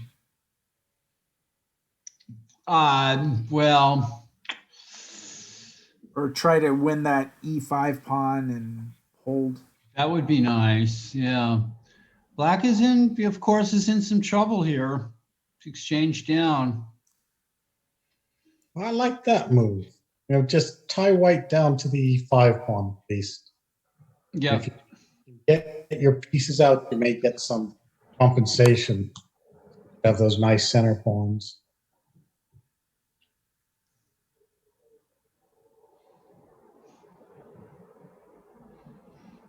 And Mike can be happy that he's not playing Gadir in this position.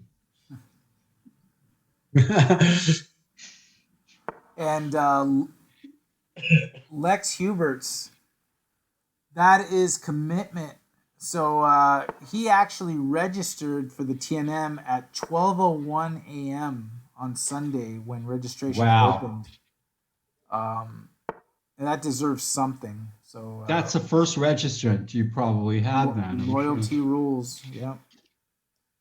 That's how you do it. Did not go unnoticed. We look at when people register. Looking forward to live chess. Let's check out Elliot Winslow's game. Tough match against Eric Lee. Oh, Eric got to castle. That's Elliot slowed down. Black seems to be okay.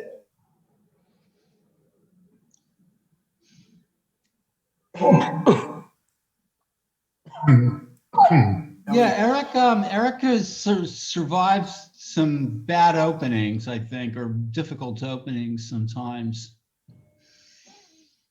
He has to be careful. Back Kyron Griffith's game, Eric Hahn. So in the last TNM, Eric defeated Kyron. Oh, yes. That's right. Yeah. I remember that upset. So Kyron is going for revenge.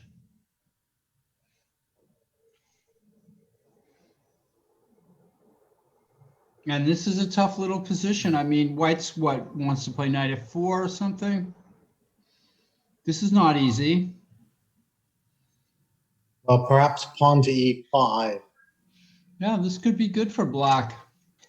Wow, look at this position. Let me just flip to this. Look at it. This is Max Howe playing White against Austin Mai. Whoa. How did this happen? Now, Austin has an extra bishop? And pawns. Yeah. How did this go so wrong for Max? And this is out of, Judith would love this. This is out of a Budapest. Let's take a look at this. The Budapest. What a pest. Pest. Because, like, how did Black get all their pieces in there? They just kind of shove the pieces in, man. Just like that. White's played some silly moves here. Yeah. Bishop takes e5 was silly. This is just a loss. It's a tired joke. Judith's saying in the chat. Well, I learned that from you. Pest. The tired jokes. Budapest. You gotta say it like that. Budapest. Budapest. Check on Mr. Hilliard. Yeah, he was. Wow, look at this. Look at this. Okay.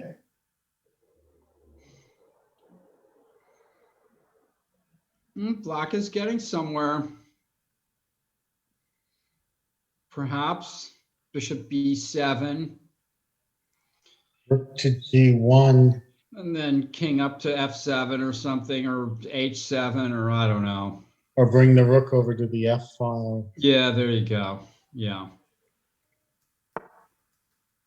Yeah, some compensation. Mm-hmm. Oh, my kid. Is that too slow? That's slow. No.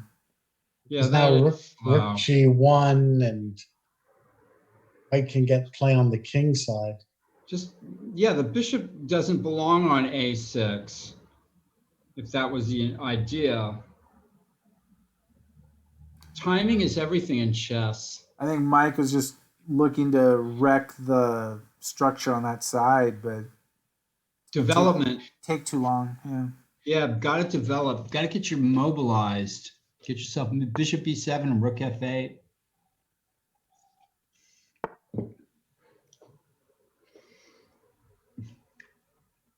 Okay, one more turn. Oh, well. He sort of got that extra. He's being given that extra time though here. Oh yeah. And this march of the pawn to A4, and white can just play A3. And he did. So.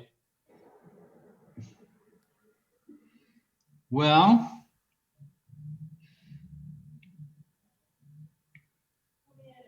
it's kind of,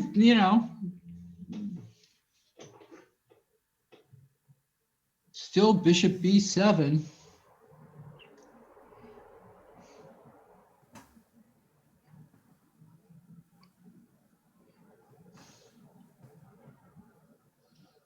Go Mike Hilliard. It's interesting. Yeah.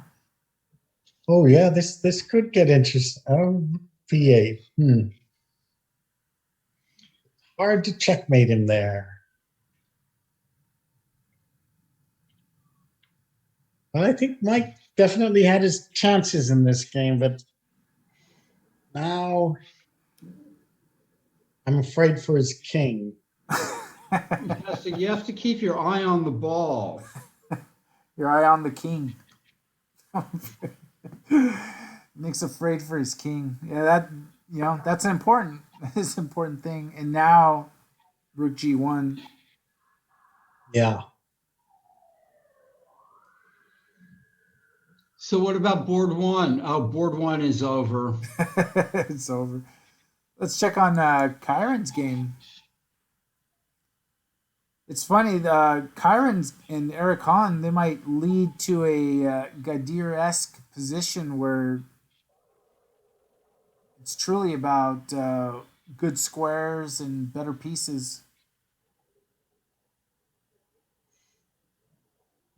Yeah, but this is a tough endgame.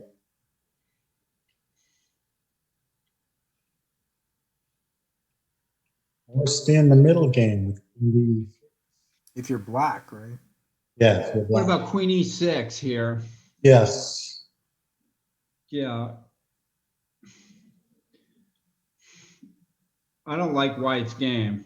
I think black is Queen E6, bishop has to go back, then rook F8. This is turning better. This is turning in black's favor, I think. Yeah, all the black pieces are on good squares. But black shouldn't be trading queens here if he's thinking of doing that. I think that would be a mistake. Oh, yeah. And there it is. But that gives white a little initiative. Yeah, this is just The funny. wrong way.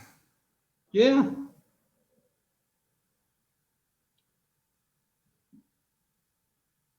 And does knight F5 win a pawn?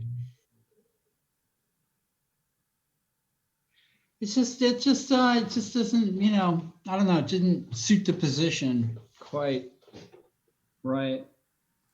Was not your cup of tea, is what you're trying to say. No.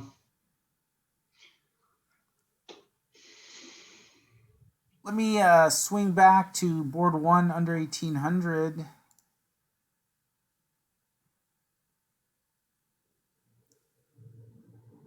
William Kelly plays rook e4 in this position.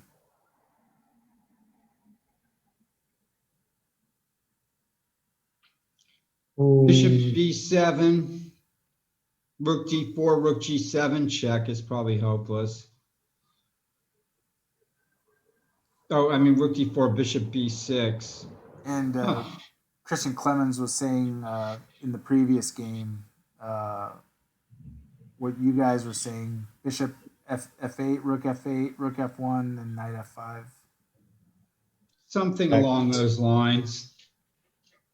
Christian also likes that endgame for white. Yeah. And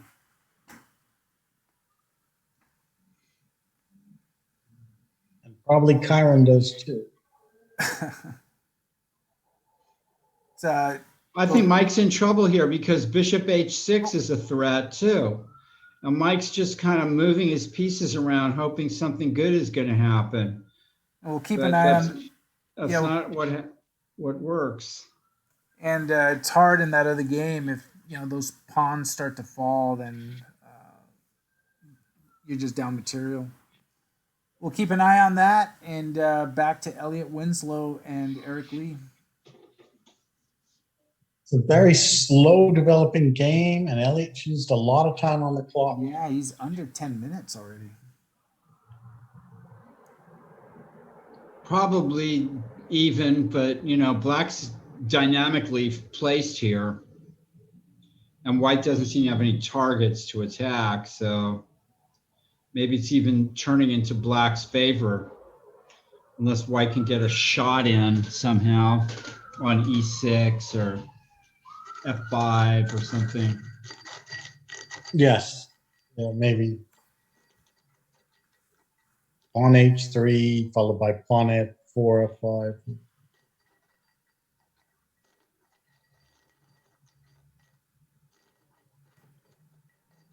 This is a position which would be like in the books, and the grandmaster would say, things are about to go really bad, so I'm going to do something completely radical to try to upset the apple cart.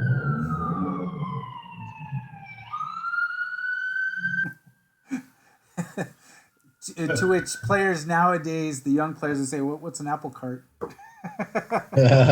Right. Like right up there with a DVD.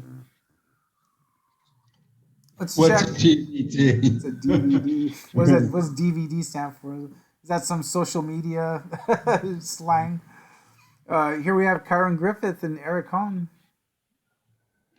And Christian, you've just predicted how Kyron was going to play.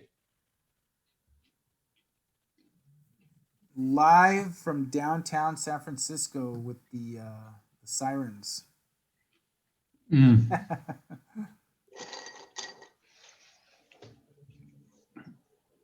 So, quick counterplay with knight b4 coming up.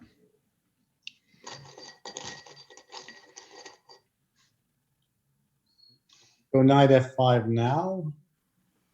Knight b4, knight h6. King g7, knight to f5. Yeah, Max House in the chat. He took a beating. I was sort of watching that game. I just want to show the ending. This was against Austin Mai. Look at this ending here. Austin just goes bam. Because it's going to be mate next move after king takes queen. So nice win by Austin Mai. Tough loss for Max. But you had a nice win in the previous round, though. Yeah, definitely. And now William Kelly's coming after Mike Hilliard now. Yeah, didn't I say I was afraid for his king? Yeah.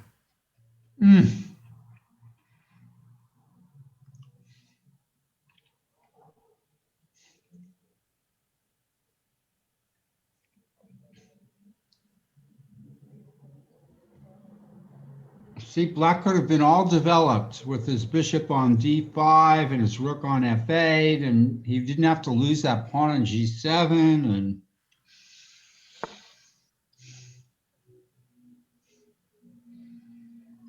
And white didn't have to have a passed pawn at h4.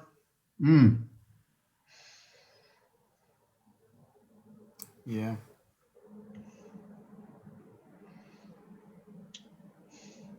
Not good. Tough to play.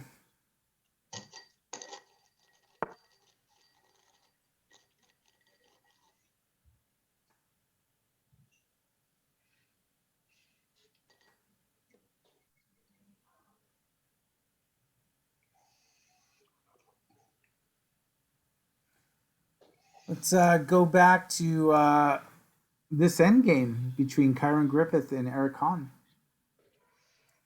Well, he traded the rook.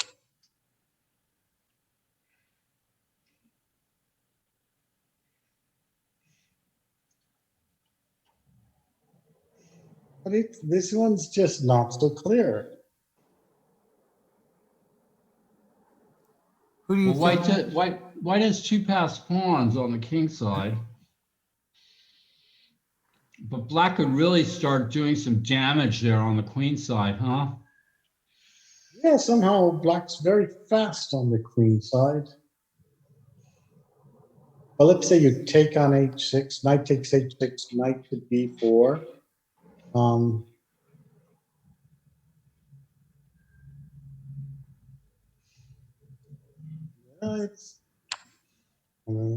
Takes forever to get those king side pawns up there.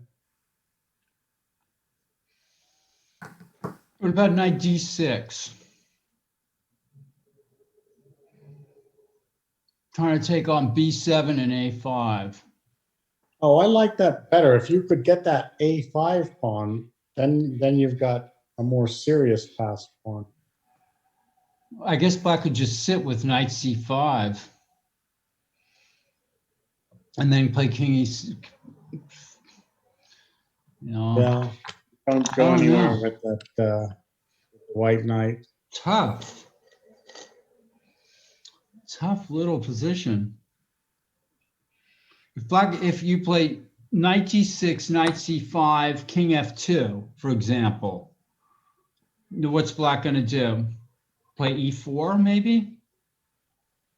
Or h5. Yeah, h5 intending. It takes on e7, h6 rather. H6, e7, it's all the same, right? It's all letters and numbers. Yeah, just letters and numbers.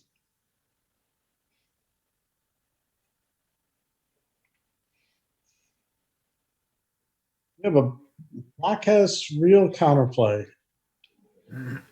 Seriously.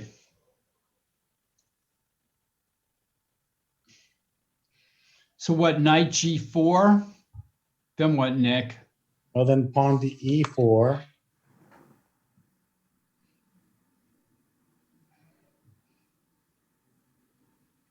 It's kind of bewildering here. Eric is a strong player. This isn't going to be easy for Kyron.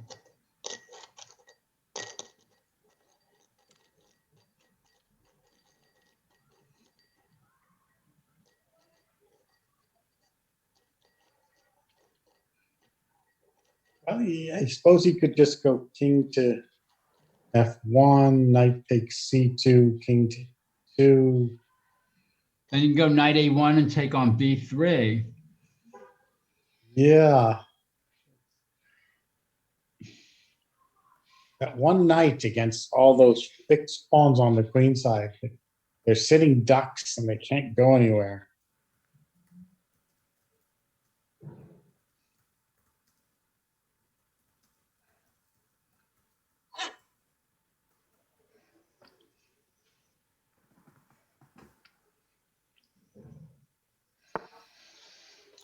There it is. Knight's going after pawns now.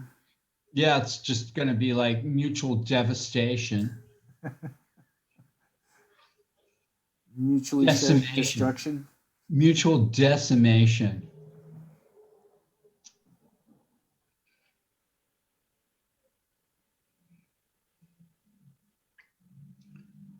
So what happens here? I think it's just totally unclear and about even chances. Now that's a kind of evaluation. That's a analysis. I think it's totally unclear. That's my kind of analysis, Nick. Thank you very much. Well, before it was just good for white. It was, I think trading their rooks was bad. But doesn't that encourage more viewership? Like if you said, "Oh, this is good for white," I think you say it's totally unclear, and I was like, "All right, now I gotta watch, see what happens." Yeah, let's move on. Yeah, or let's move on here to. Oh, I agree. It's becoming really interesting. This is a real dogfight. Yes. White has to be careful that black doesn't just queen a pawn. White wins anyone taking black. I didn't know it was a bet. Does that have to do with the players or the position or both? The players are more evenly matched than, or not. I mean, it's Eric Hahn is a master. Yeah, no, it's strong. He's no slouch. I actually played Eric Hahn at Mechanics back in the days when you could actually play live chess. He's a tough player.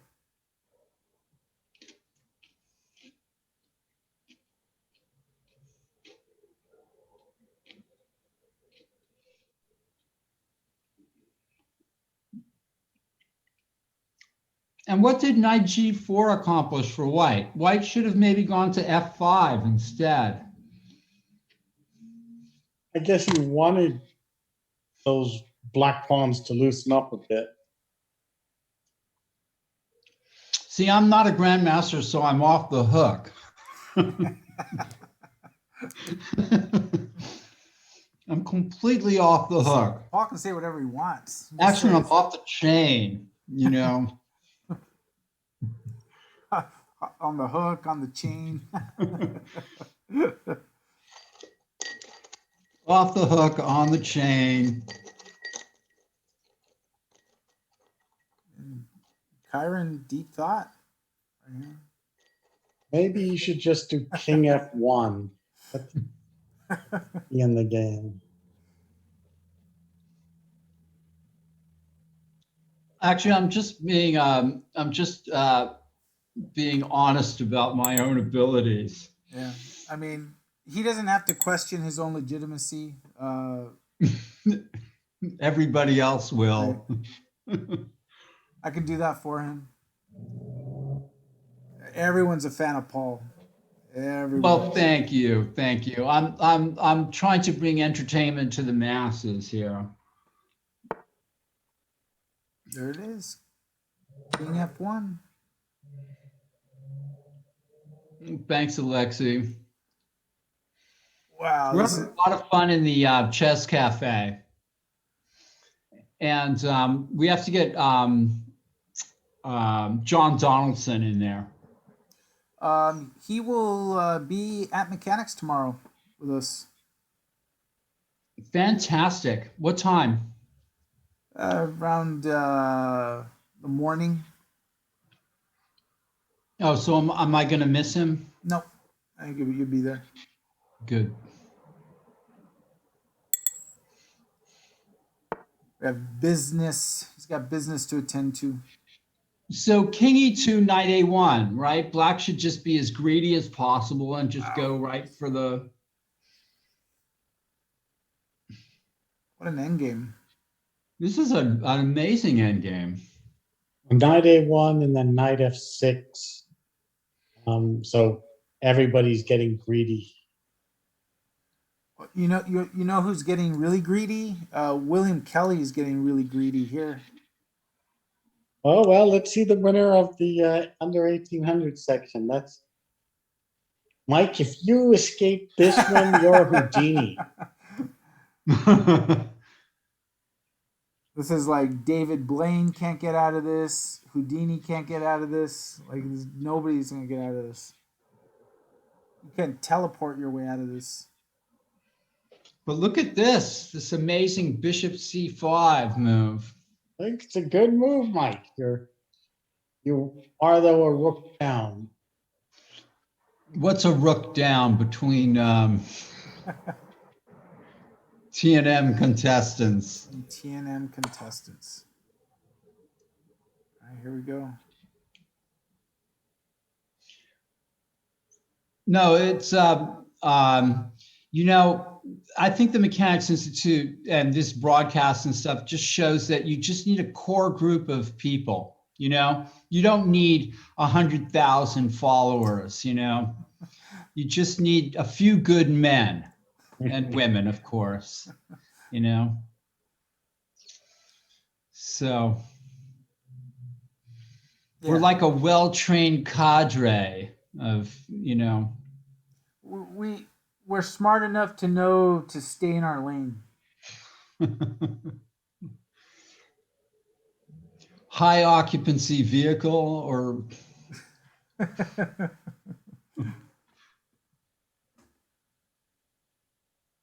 I like, you know, I kind of black has got more action than white does here. You know what I mean? Yes, yes. And that makes his position more sort of favorable, I think.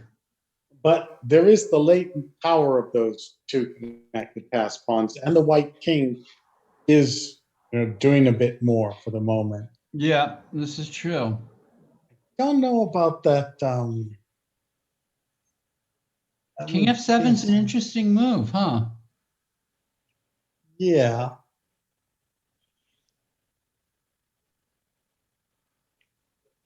Fascinating game.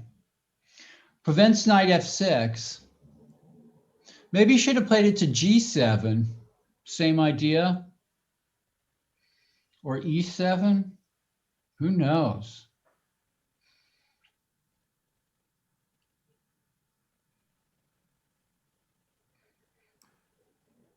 Do a quick check-in on Elliot Winslow's game.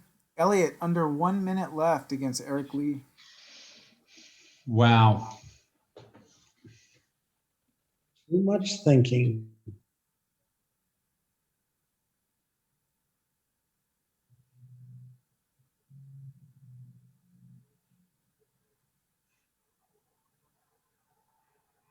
So if I'm Eric, I want to keep this as complicated as possible. Yeah. And to that effect, maybe play something like knight f4 or something.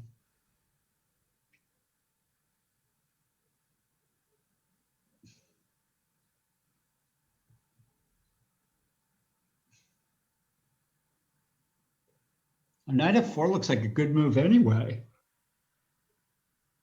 Yes.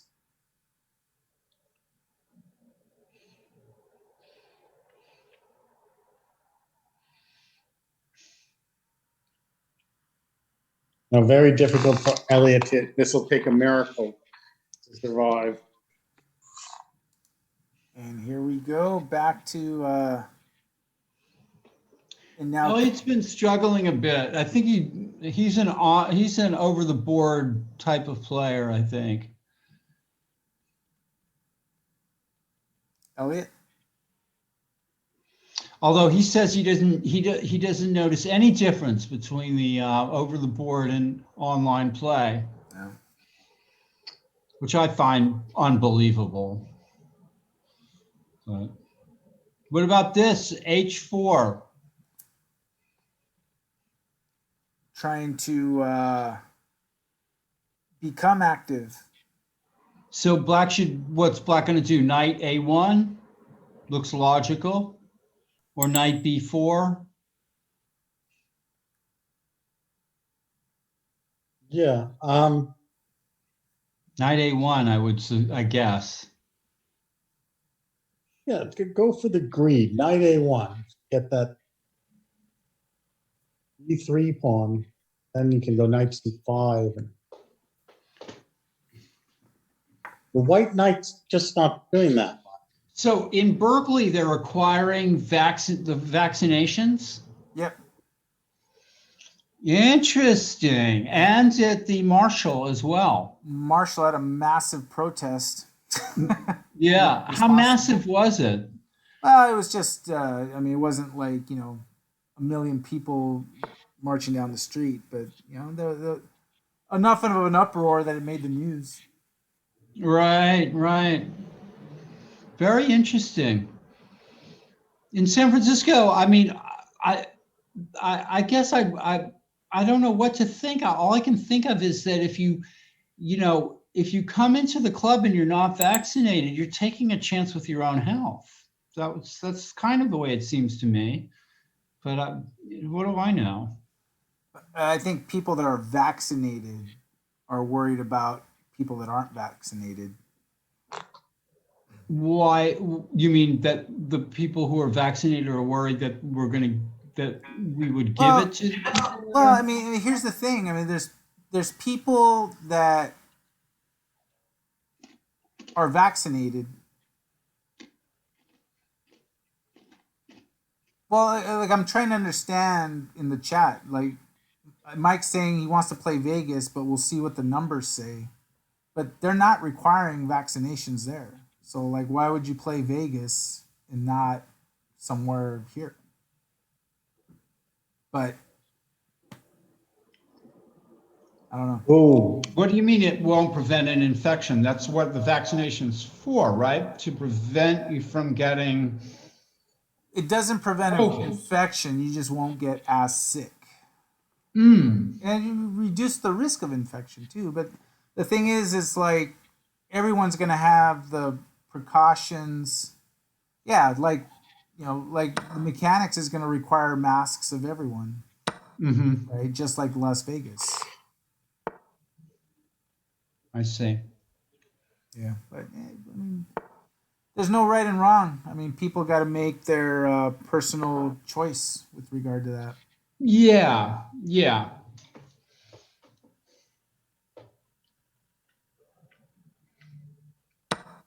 Well, the players are zipping through this. And so knight b3 is met by knight g6 and knight b7. Is that pawn worth it? I guess white should definitely probably think about taking that pawn. And Kyron declined to draw. wow.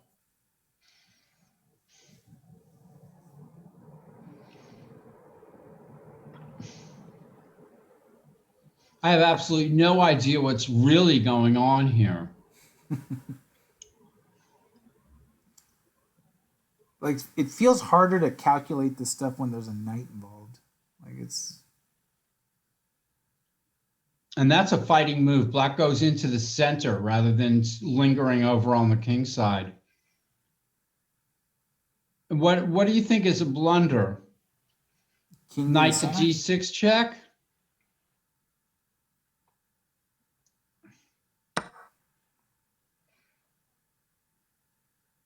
So if knight b7, what? King f5 maybe? Trying to go straight after, trying to play king g4? What about that, Nick? Go for the king side pawns. Yeah, king f5 and king g4. Well, you shouldn't never lose with that strategy. Of course, white can play g3 if king g3. This is tough, man. This is really tough.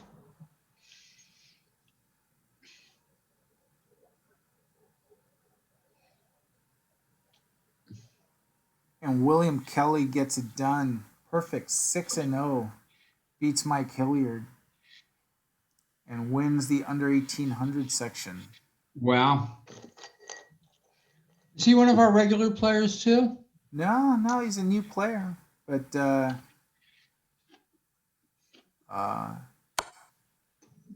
yeah. And so king d5. I'm wondering what king d5, then pawn h5. And that's maybe an issue of that. Knight C1 check. Wow.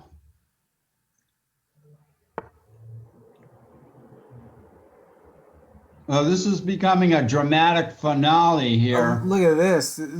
Is it what, knight c5 and then take on d3 and then capture e2? Yeah, maybe black should have played king d5 instead. Wow.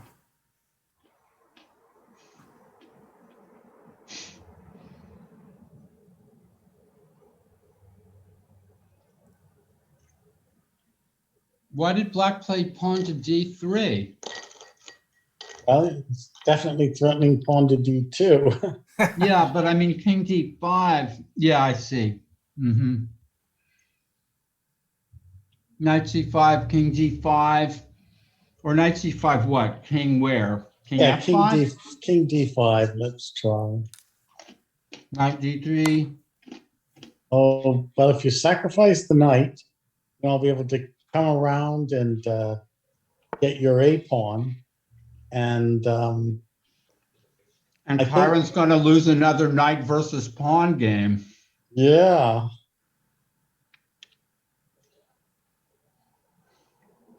He has to take it, yeah. It looks like Kyron's going to lose another knight versus pawn. Amazing.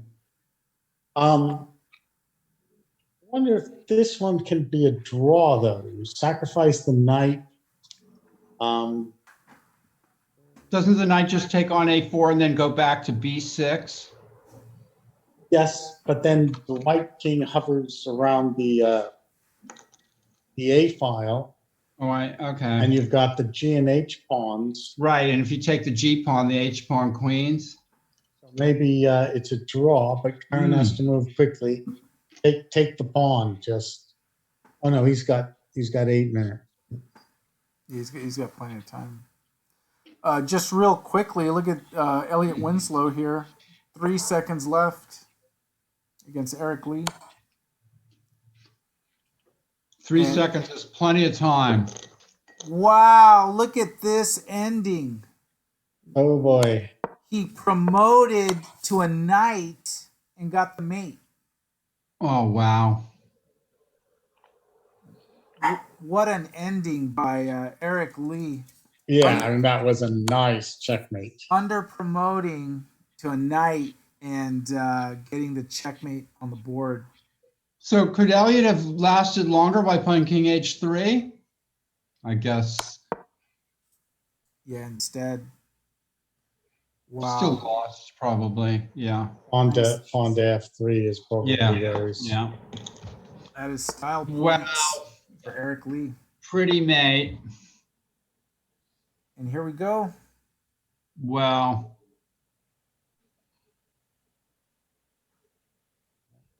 Kyron must be going like, what's happening to me 2 rounds in a row? So is this a draw, Nick? Because of what you said? I'm trying to think how you can win. Can you And I think it's a draw with best play. Yes. That's a great suggestion in the chat from Lex. I mean, you should do like an endgame course on knight and pawn endgames with everything that's happening. Yeah, Nick, you should do one.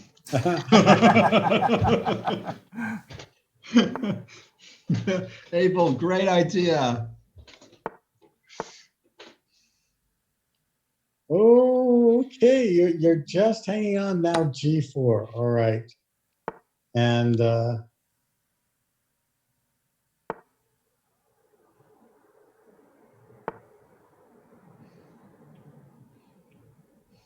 g5. And it looks like that white king is just active enough.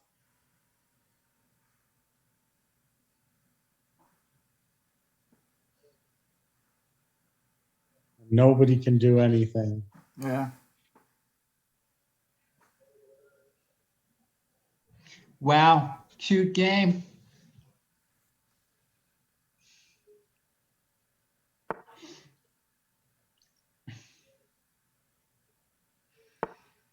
black can't take at g5, and black cannot move the pawn past the 4th rank, the 5th rank, or whatever.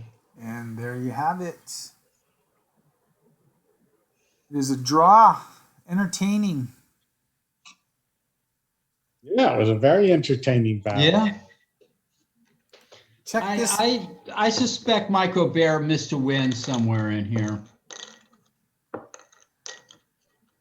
And this game right here is board 2 in the under 1800. Ethan Sun is white against Joshua Lamstein.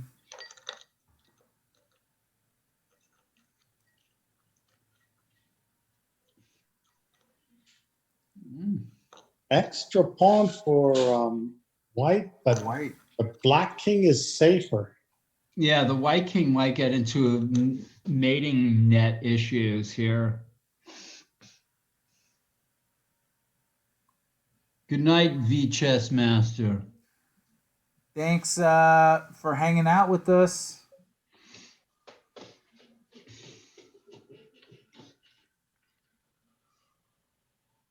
V Chess Master. Yeah, nice bailout.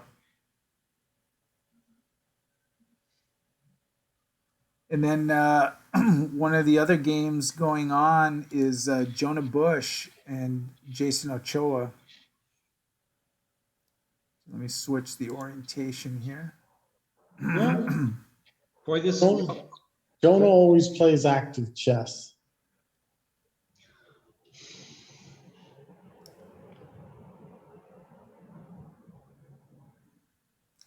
Only a handful of games still going in the TNM. A lot of games in the lower section.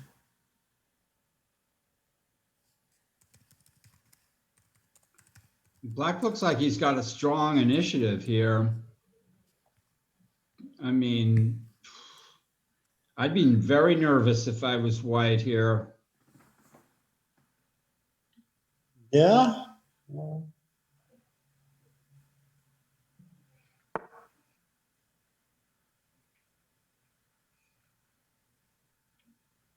Okay, yeah, play actively. Your best hope. That's nice.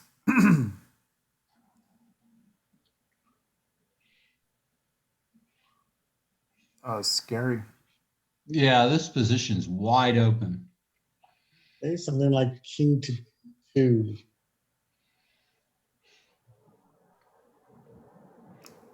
Fortunately, he's got that F2 pawn covered. Yeah.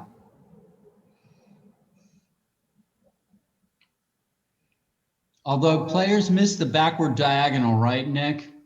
That's true. I didn't notice it at first, even myself. I didn't notice it after. Even a short backward diagonal they'll miss. It's funny. So king F1, knight F2, maybe? Or something. You could actually play it, but maybe it's not so good. No, I don't think it's good because bishop F2, E3, queen to E8 check. Oh. And then if I come up, I'll just take your e-pawn. yeah, I'm thinking I had queen B1, but I guess I don't. It's very hairy. Yeah, Christian's liking queen F3. If there's, well, then queen and D5 check. Oh, takes. That's very risky. But yeah, if it works, it's crushing. Queen F3, threatening mate, threatening the rook. Yeah, queen D5, king G7. And just... and trying to jump out to H6. Well, but Probably, king D5, king D7, bishop D4 check. Yeah. King H6, bishop E3 check. Yeah.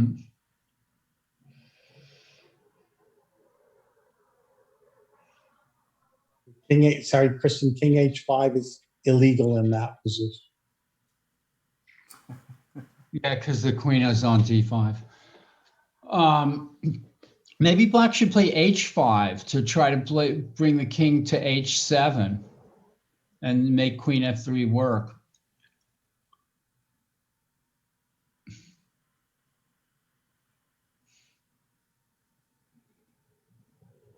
A quiet move. H5, maybe he can do queen e8 check. So you go king e7, h7. Yeah, that's surprisingly safe. H5 might be the ticket. It might be the ticket to a quick loss. Oh, you know what I could try is h5, queen e8 check, king h7, bishop d4. A little threat of queen h8 mate. That bishop of white's is quite a piece. Yeah.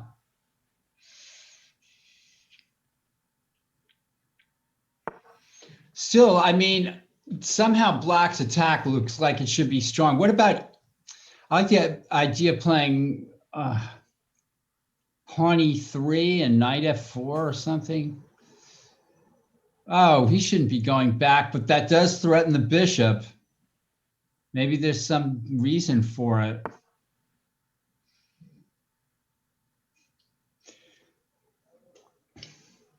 What? Rook g1? He didn't see the bishop was attacked? Oh. That's... Well, are you going to get 2 pawns? But then the f2 pawn was also attacked. Look at that. He didn't take it. Wow. You just missed that. I mean, they're under time pressure too. I'm wondering if he should take it. I mean, he should just take it. He's gonna put the bishop on a good square now. Black is just going back and forth.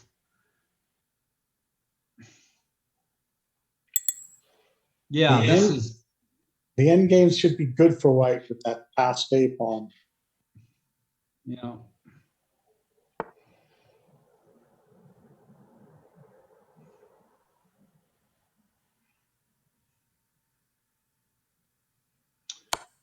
Little bit of a comedy of errors here. Yeah. Oh, trading queens. Yeah, Jonah dodged bullets there.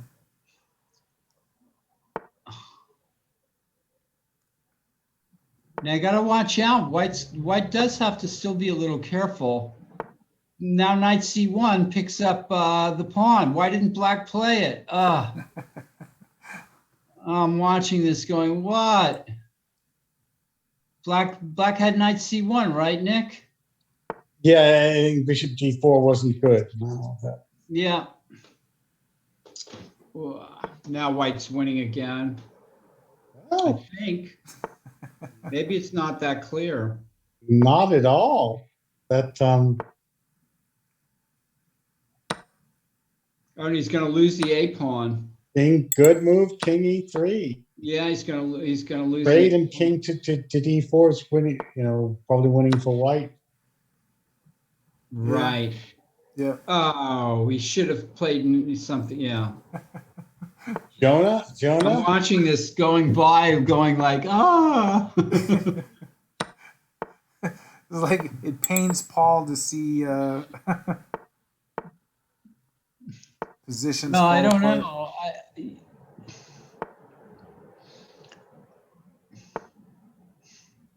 Well, we know what's happening here. Here's one of the last games remaining. This is the point where you say, how could they do this to me? You know what I mean?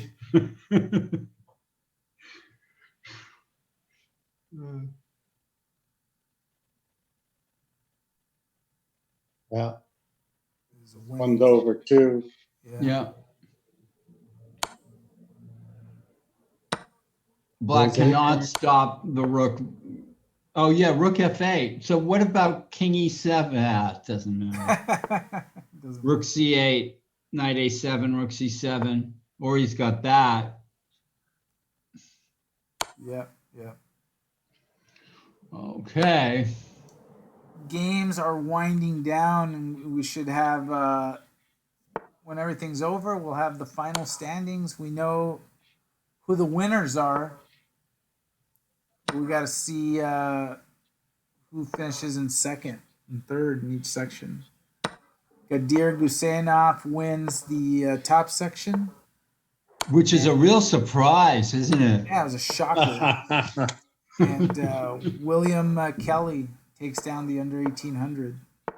Well, it was 6-0 score. 6-0, yeah.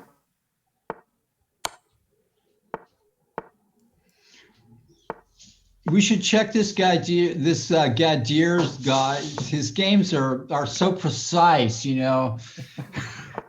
There must be an explanation. There must be an explanation for it.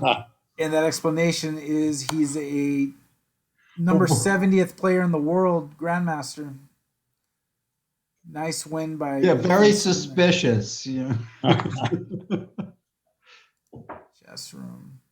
All right. So as soon as the standings are updated, I will put it up on the screen. I think all the games are now complete.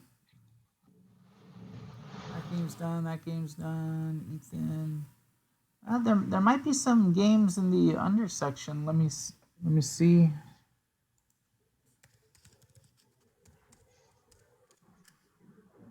Nope, that one's done.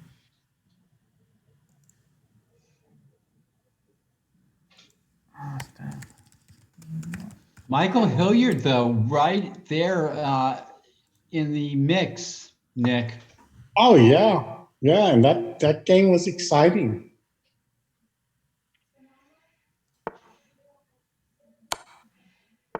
Wow, this is a game. Aditya Cheetah gets it done against Nursultan Uzakbayev.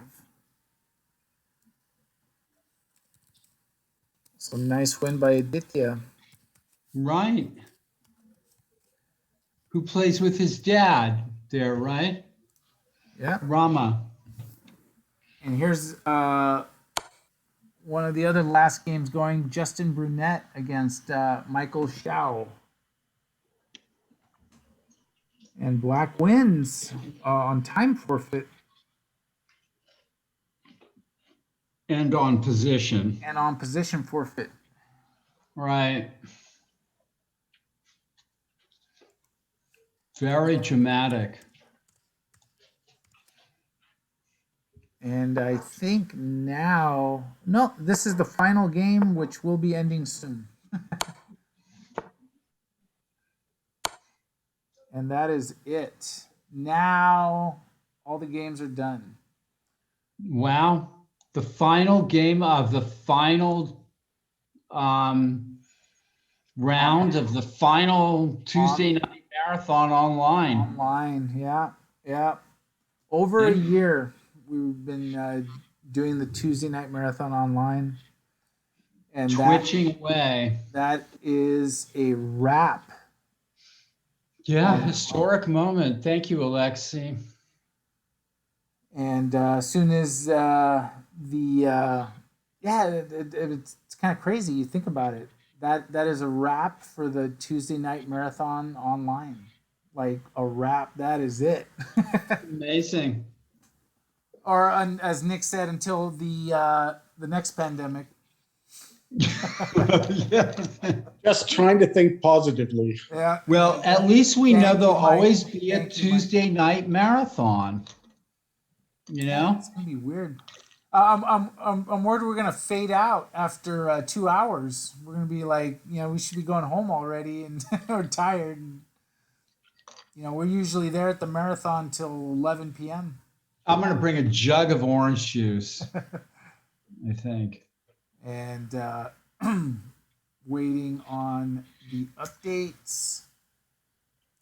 I think Eric Lee got himself into second place. And yeah, all right, so let me pull up the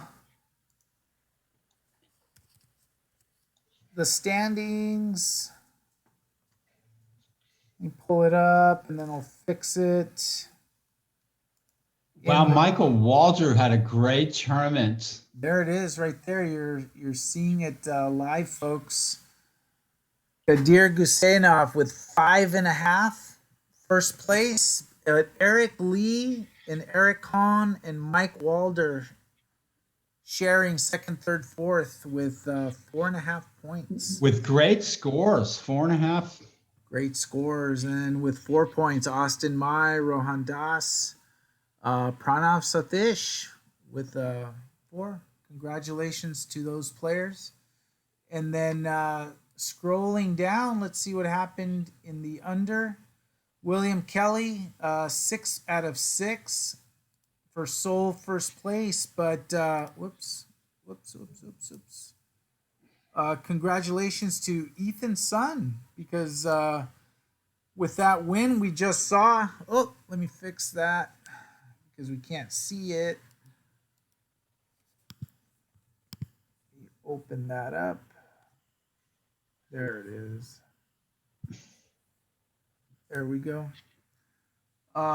Ethan Sun with 5 out of 6 for Seoul second place, and Andrew Ballantyne 4.5 tied for third. Fantastic. With Jonathan Dizenhoff, and then a lot of players with 4 points. That includes Mike Hilliard. So that is it. Congratulations to William Kelly in the under 1800 and Gadir Gusenov in the top section. There you have it. Wow. There we have it. And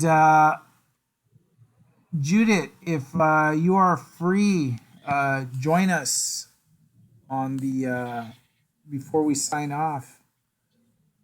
We'll squeeze you in.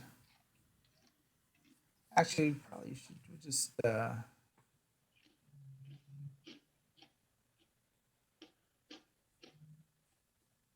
yep. So if she can hear us, she'll join. She has the link. I'll just fix the cameras, but I think it would be cool for all 4 of us to be on. And especially everything that's everyone's done. It is sort of a historic moment, so it'd be fun if we get the team. Yeah. Get the team. We need a screenshot. And then we'll be uploading it to YouTube and all that stuff. And let me find Judith's name so I can put her up on here. The doctor. There she is. I like Twitch photo. Hey guys. Hey there. Hi, Judith. Let me fix everyone here on the screen so then Did I fix it? everything looks presentable. There you go. There we go. This was a long night. Yeah, there was some action going on behind the scenes. Yeah. Art of Attack is rating. Thank you, Arthur Liu, for sending the viewers over here. Good timing, because we're just about to. All right, new follower there. And there we are. Thank you, Arthur, for the Art of Attack, for rating. Beef Curtain Smasher for following. And here we are. Judith, thank you for everything you do in the back room. You keep everything on point. It's not just the starting of the games and the engagement in the chat. We had some TD things going on. Hey, Arthur Lee. Hey, Art. Saying hi to everyone. I just want to say kudos to the players who have been chosen to be monitored on webcam. They have absolutely followed every directions, and it's been actually very fun because every time they finish the game, we kind of talked about it. So, I mean, William played fantastic games, and so it was so much fun to discuss it with him after the game. So really, really cool. Yeah, so anyone wondering, just full disclosure, William Kelly, who went 6 out of 6, Yeah, uh, he was on camera, so his victory straight up. So yeah, congratulations yeah. to him. In case anyone might be wondering, because he's an unrated player. Yeah, but I kept telling him his online rating, especially the supplemental, Yeah. will cut right now Yeah, because right. he's really performing up to his chess.com rating, and his online supplemental will follow. And so all good. Yeah. So Sacrifice and Crush, what does your TNM June results report? I don't know what We you're have asking. 20 players registered already, so we have a few more left, but registered today because who knows how many spots left, right? Yeah, it's like we're close to 30, like 28, 29.